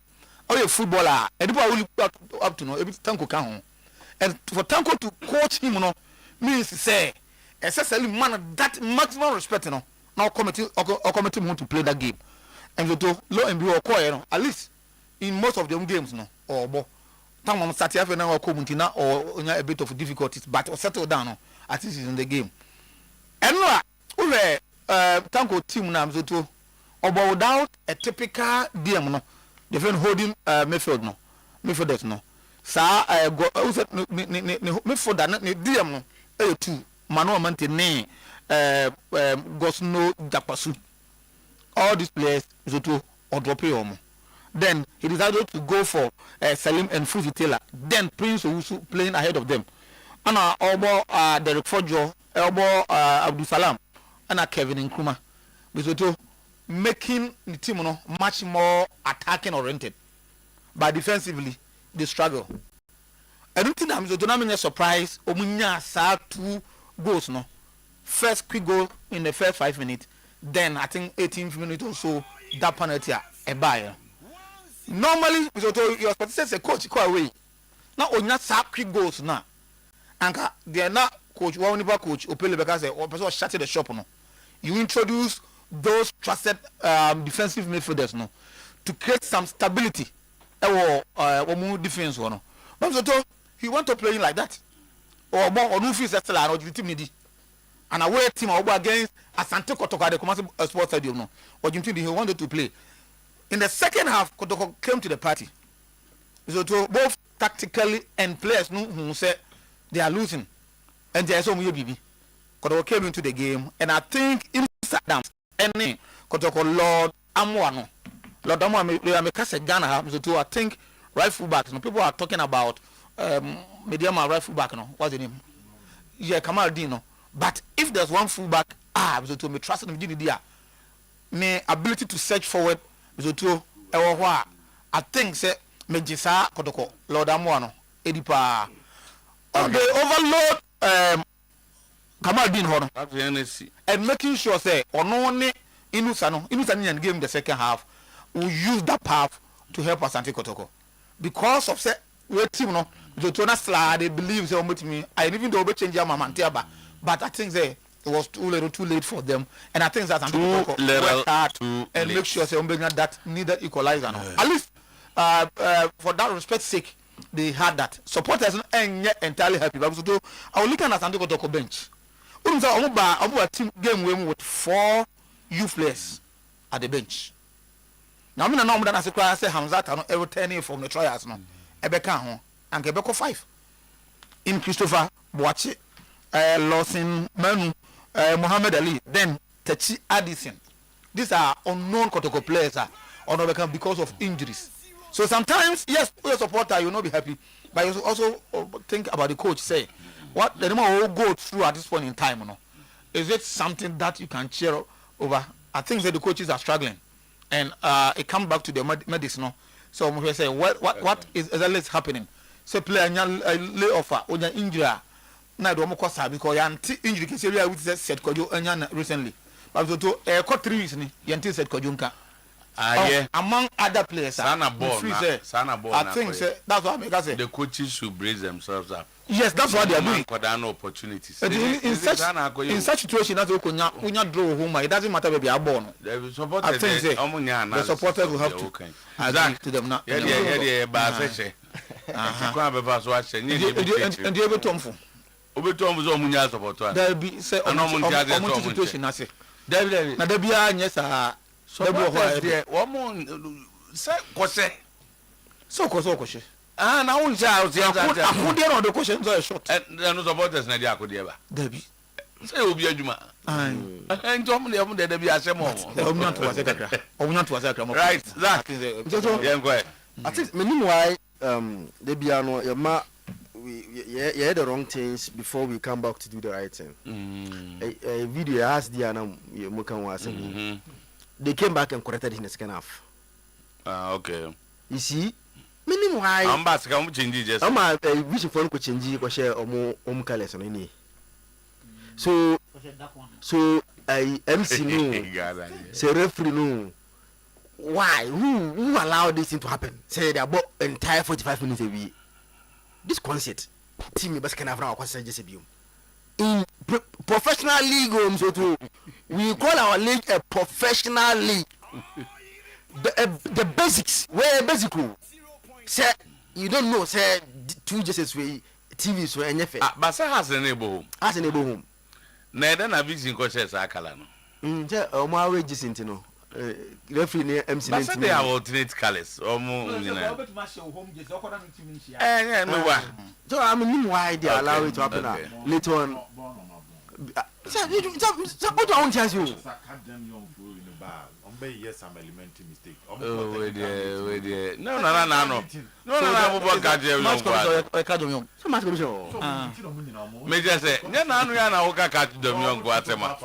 Oje jo. If you are there, a good result for us to folk. Because now baby now has a number. They needed the results to bring back confidence once again.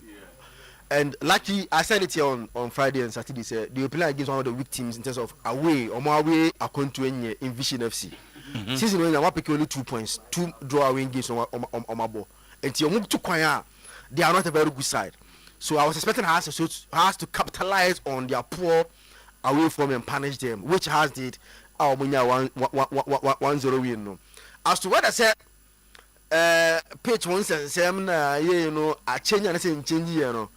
I'll wait for their next 2 home games and see something. Their next home game are against Nations. Almost Nations, we are almost Samates. These are a very good, strong side. Yes. Na Nations they be on Bawiana. Let me say, next home game. Has it got Karela? The Nations will have a bohum. Yes, I'm a bohum. I'm Bawi do. I'm a bohum. It has to go Karela. Then they return to play Nations. Obonations we are MC Oko Mediama. Then he returned and played Samates at home. And my former last 2 home games, you know. And I mean, I'm passing Saka Karano, no more Crano.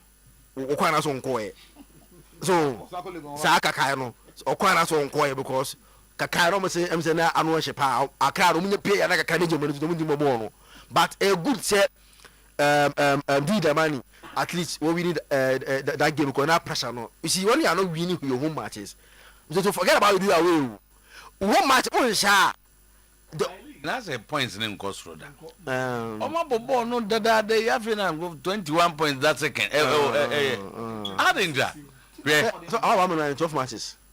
12 matches oh 23 on our lead. Drawn games no do we in Sunan time so and draw no dorsal. See for us for a good result for them, which I think say Zito will be very happy say with me as a result no. So hearts are said Kotoko are fit. Yes, good. Let's Kotoko 2 hours. Yes, good difference. Mediaman so yes, good difference into almost not the first. Me make a position.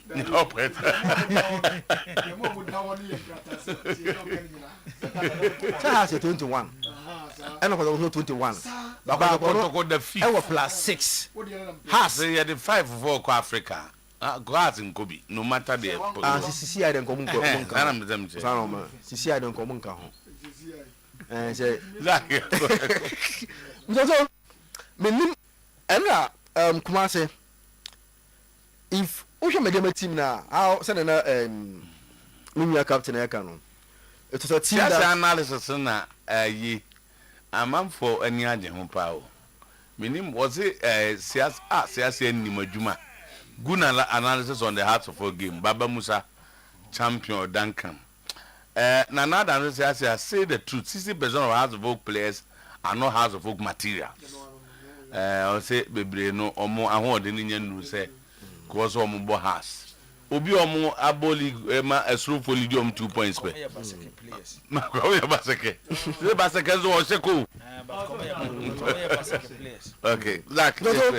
it was a team that the Omo operated a team to have a very good midfield, to dominate the midfield.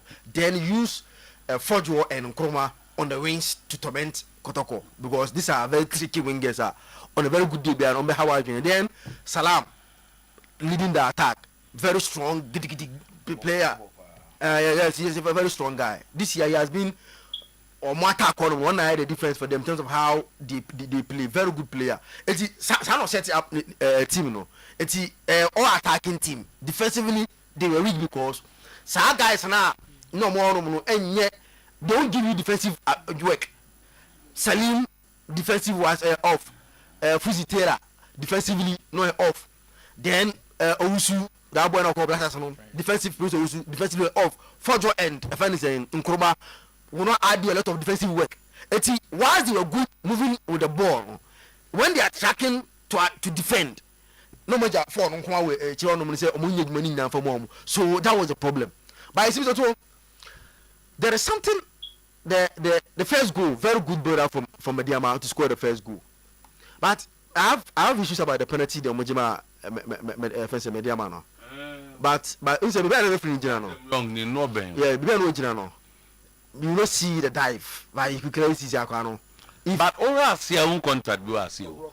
You say, see what? Sana gonna buy you whilst watching the game. Sana gonna buy much free. It's in buy also when you but the first dribbling or the cool right team. I cannot kill no. Because that was where you should have done home and to train. One Senka, so you could have penalty from the other side. Nanka Omufa FDNA, where Mediama for I'm the way Mediama for the now, you know. Okay. Okay.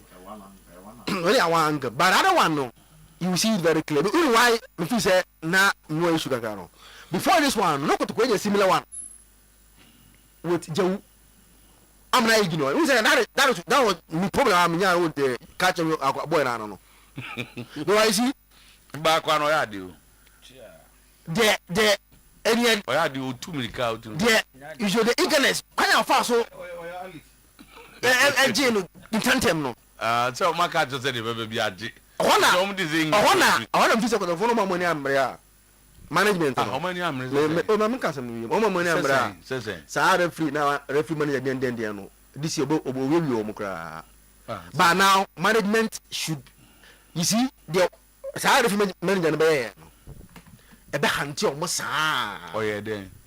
coming out and publicly cooperate with penalty, and when you say, putting pressure now on referees against Kotoko now.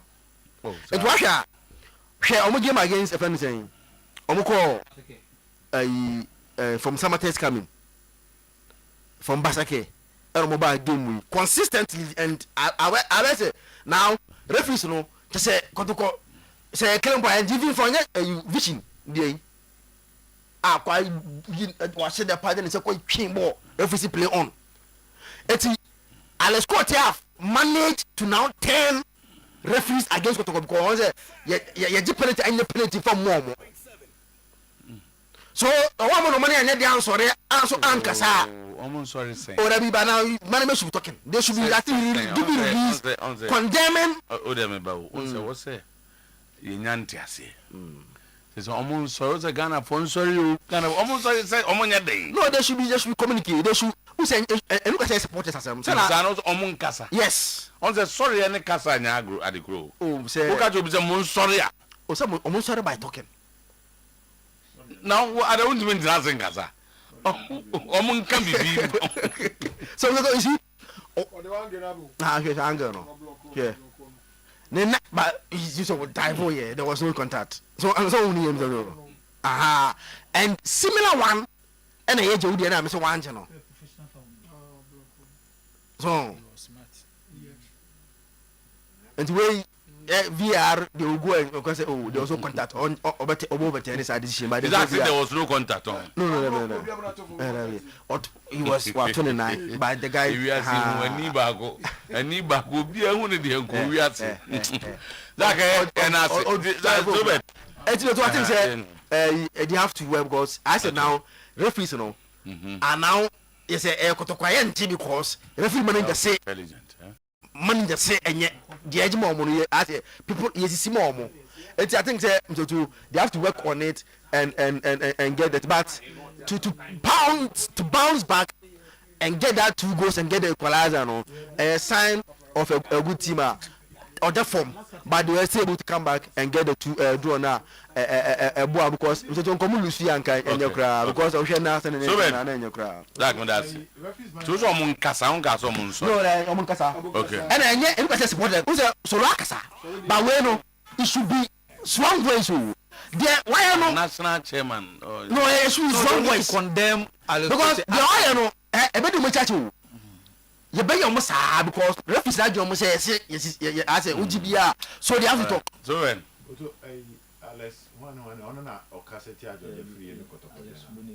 okay, one idea. Referees manager.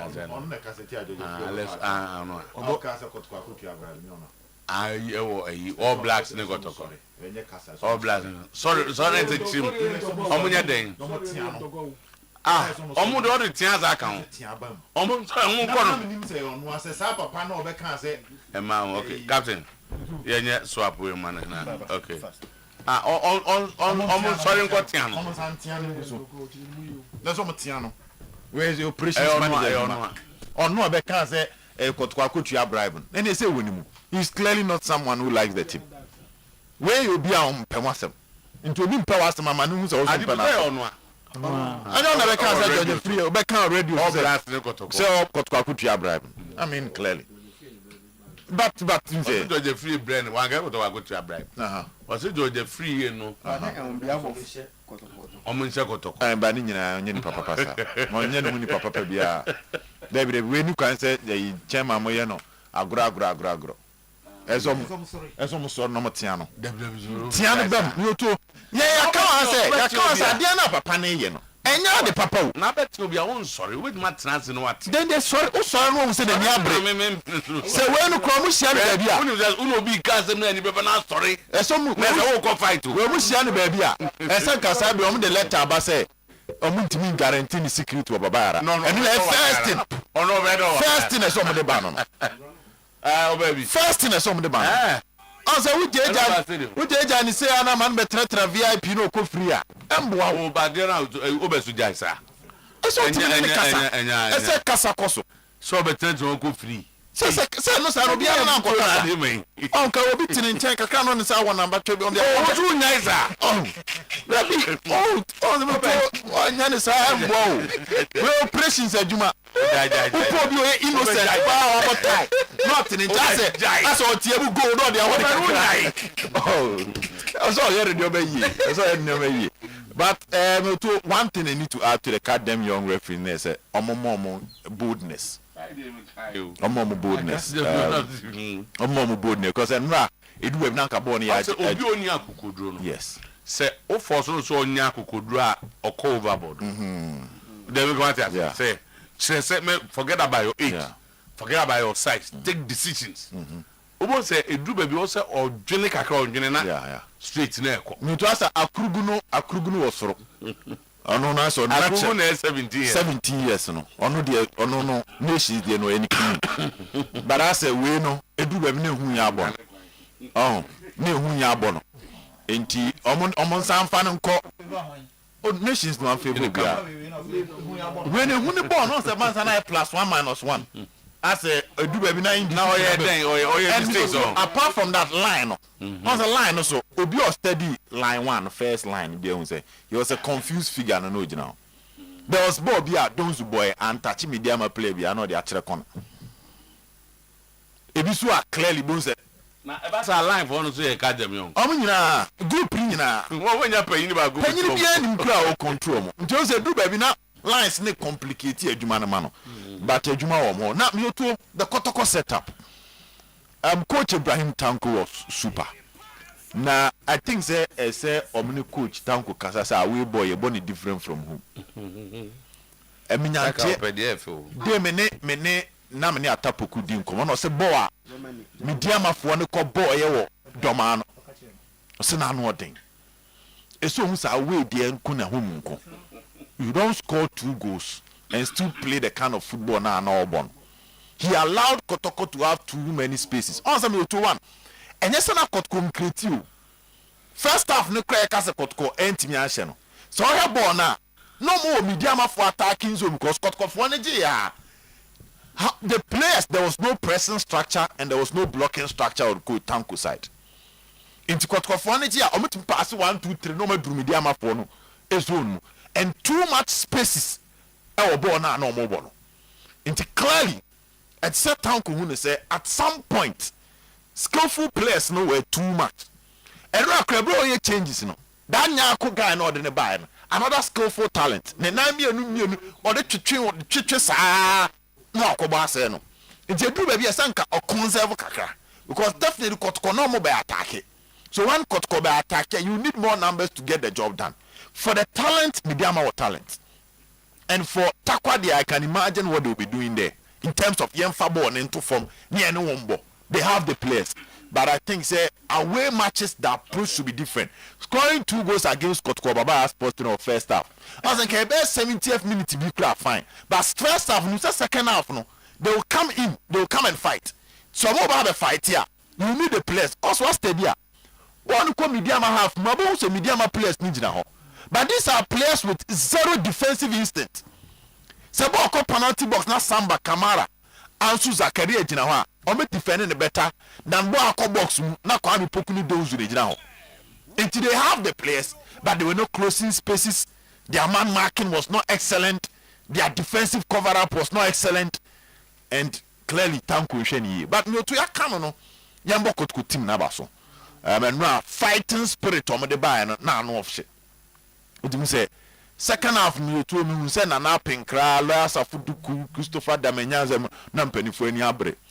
Na diomia omunya akwan ne boys ne kokan e bia no nse boys ne be show reaction in the second half and now inusa let's hope say consistency be adwuma also ba nyina no he had a slow start and no start so piki kakra bu ana coach na about 30 minutes on the floor call no maybe a coach na about 30 minutes maybe a coach na about 45 and half no saka down the prayer no and after you start so you soon and then rams to two the body the movement send your dane dinusa no to send no dane ye into na fe na adwuma na ye den dia ama media ma for no and too much spaces it was a wonderful game end to end stuff number to one boy Lord Amwa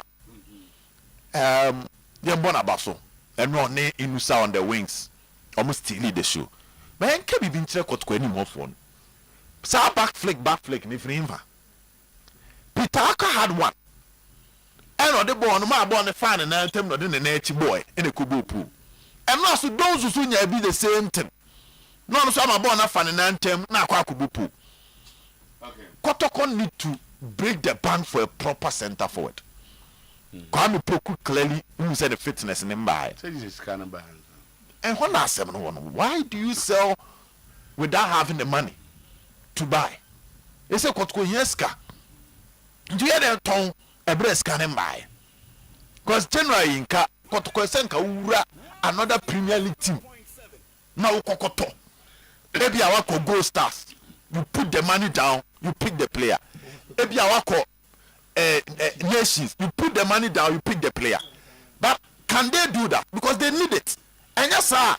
A children what's the idea? I see a children a leaky, but I know her born. Kotoko for the born ko anymore and chow anymore. But if you watch Midiama, Abdul Salam Gamu to Otimi Jinabo no so kakra. Hold you on. It's a yes born the choir neighbor. But Kotoko Diana could do Kwame Pokua 1-2 touches. Either you lose possession. So pressure about defense in the so because you toss a start to attack. Now the moment I will pass ya anymore. Right back a move kakra. Left back a move kakra. It's a choir neighbor. You come and meet them out of position. So I pity Coach Karim Zito. He's really going through a lot, especially with the injuries issues and other things. Too. Okay, so Obekpa, DFA will call you. You also been chase you 2 more times. Oh yeah, so more tired than professional in professional man. Obed is bleeding because his darling team is struggling. Nan Adams. Oh no. Obiago Vizimediama played nothing on the Kotoko, rather drop points because of how the coach is faring. You. So I know we do stadium. I'm say pre-match no. na referee no busa say na ye pon ball na obenya police escort at the free stadium obusa o pre-match ozo beso ohun no beso ohun onya adwene bia enkofo ye very a year of security issue say ahamba chom ye pon boy kwan ben ne fa soko say obusa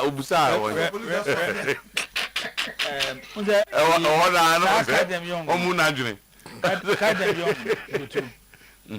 Can ukromu pa kebia kasa referees omu division 2 games. It's only a court test omu. Aha, ansane do ma be premier. At least do omu division 2 kura bia be 2-3 years. You excel there. Ansane do ma be yimu ba. Me fa de free chiri na me de aba misetu animu. And he was just lucky. Say game na year draw. Sir. Oh, he was just lucky. Na say a charge kotoko. And I'm saying he was just lucky. Say game the year draw.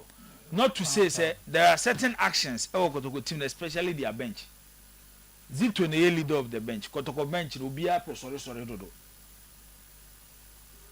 Bibia bonso team manager sorry, assistant coach sorry, physical trainer sorry. It's no good. Kotoko. Aye, omo hwe sa de ni. Especially Zito no bench no. We told him a car bare 15 minutes to end the game. I want to say referee no experience. Woni no ye ko he time akotoko take kana ma ball ni ye 2-2 no se mediema fo nya ball bia no mo ko attack na ode aben na hye na no eye hu obepon so mbeje go bi ai eye hu obepon kotoko ji ball ni fi mediema se ma no ode aben na fi na no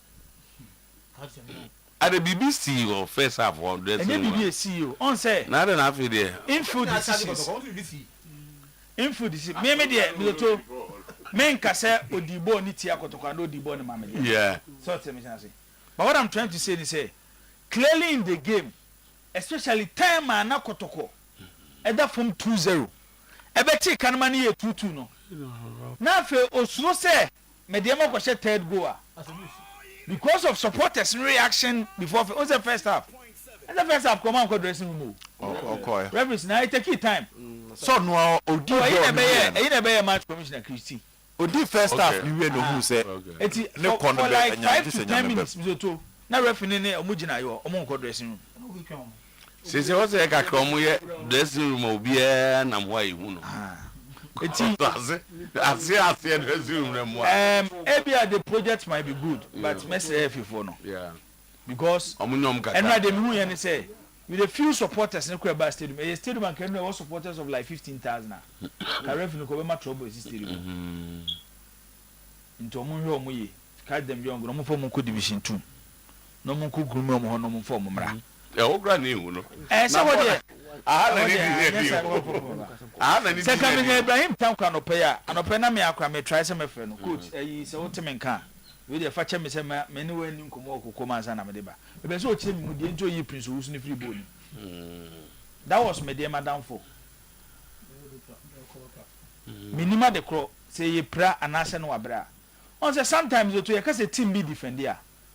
Na ye fu say o kwaji ball na free opponent ni nsem kwa na wo defend you. Another form of defending aim to keeping possession, keeping the ball away from opponent. Obi o hwe game na nre bia baba yara sports room. Time up so usu ni gina park so no. Count the number of times as Antikotoko Jibo free nsem. And of only deep. Sometimes medium attack across the building. Only ni free mu pe. And Akotoko nya the confidence to start attacking Mediama in the second half. Etimi striker there eno game na mhwe no. Se woka se memfa enko ba bia ama Mediama ntimi anya 3 points after taking 2 goals leader. Mega say coach Ibrahim Tanko. Unless say biam so to chirechim, the nti oyi that boy ni film. And that boy is a special talent. Me share no game no, I have come to accept. Say o deserve no call up na so to ye de man no. O deserve no call up no because to that place you say ye wo na wo kan asemisi here. Ka first the boys o muti say no on. Ka o move outside Kumasi aka bo say still na Kotoko ni di na chi. and some players we omuna dey supporters go stadium no. The entertainment aspect of football almost ama resource no ebi ni sa boy resource. Yes, Kumasi boys na America no. Enti I think the scouting system of Asante Kotoko, especially baby I wanted them to and so with me widen to get talent. Mediema this season looks like a side. They want to win the league. What is the last season? That's at 12 games. Now Mediema to imagine 23 points. 23 points. Last season that's at 12 games. 23 points. This season that's at 12 games, the same 23 points. But last season after week 14, and I'm a Mediema team collapse here. You better after week 14, quick judgment on Zito, Makasa Adewi. Zito, may I start judging Zito? One league in this space, never 1 week. No players that is all more recover. One thing about football is they just imagine saying no game in here, then the market to go. Now, I bet I'm more free bench. I bet I'm more starting season. He was virtually a Asante Kotoko savior. Any a ton Kotoko team na na da ho no. No mbe win game na fa dodo na agina beta mo aso.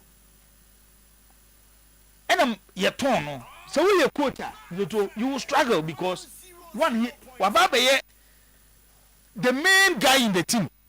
As we hear results or the amount. They say we free ho. Players a prepare. Kotoko both games 3 days. They say they so we FA Cup ni furu Emi say free bet 13th week in economy. So to Oma postpone. They say go to go 1 week. Players start to more recover. Then I will make a good assessment on Coach Karim Zito. How season na machemu mi ansam to nam jesi form. They say boja shebre abotrebre where they will need experience and then kunimbre. On the Didi Dramani say they think they can compete for the league title. Abbas ko abekebi. So mo free be chimba you know. So what early stages here. Who's a boja shebre and has players nebre. Experience nini ho. A lot of mistakes in their game. Coach natural mo be power training ground so. But omo execute a lot of mistakes. Say league na yebo no me far heart of Lions. And to a certain extent and no me dem first half. Almost a team be a put to coach a year ke has team no. But about with a lot of experience. With this yes, with this same team, so all the pressure got to almost one league. You will not be fair to Coach Masudi Dramani and the Haas team. Now, your coach is over Jana. But your coach I say they can compete. Okay, and they are competing. Yes, I say where they are now. That top, they do 2 points. They've lost just one game. And he said, "Oh, baby, oh, yeah, management member of the club, oh, yeah, board member of the club, on your opportunity to work the club. Okay, don't me deny coach, you know." Second transfer window. Reason why has a folk and for players and make team in the second half. Okay. Abbas, young Koyam said Sweden father and say the claim is false. So marriage is as sex as sports. But I'm a coach here and say and go be apply. But say sex in yes. Why didn't I get him a form of exercise and just mom never got going as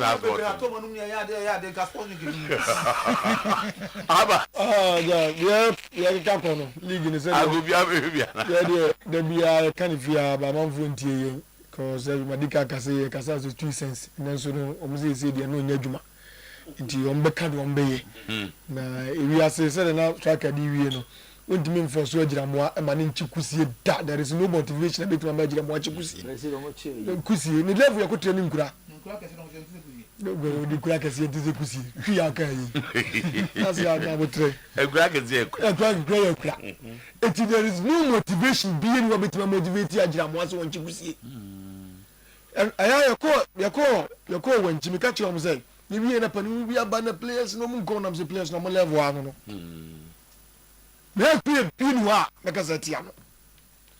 Because track record Ben Arikofan, where the league, where the best player, where the best defender when he, and the Arikofano.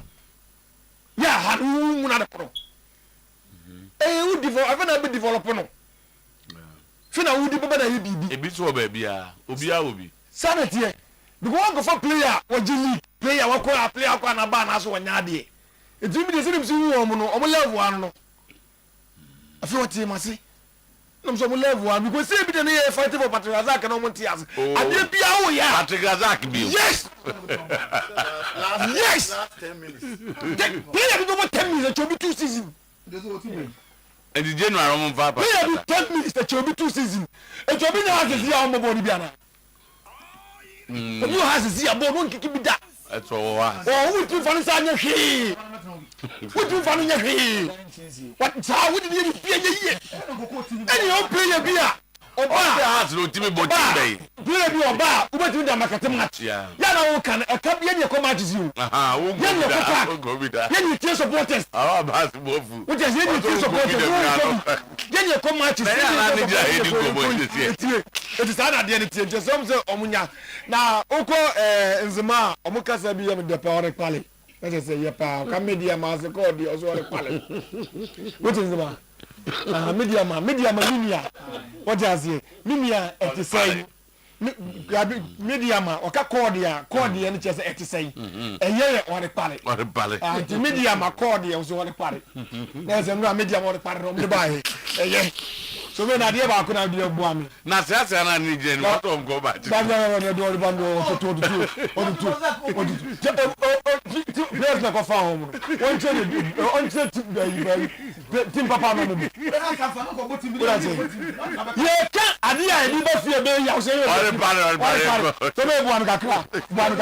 I didn't see. Oh, your corners and rock. Casa bomb young to Kunibu corners. I told you, before the match, after the match. No demarcation. Everything I can see, and you can't. No demarcation. This one is a come on. Why do you refuse to go South Africa? The match of woman. Isaiah chapter 3 verse 13. Come on, come on, come on, come when just anybody you no demarcation. Isaiah chapter 3 verse 13. Who come and use for the match? 3:13. Come on, because the Lord standeth up to plead. Yes. And standeth to judge. Yes. The people. Yes. The Lord takes his place in court. Yes. He rises to judge the people. Yes. And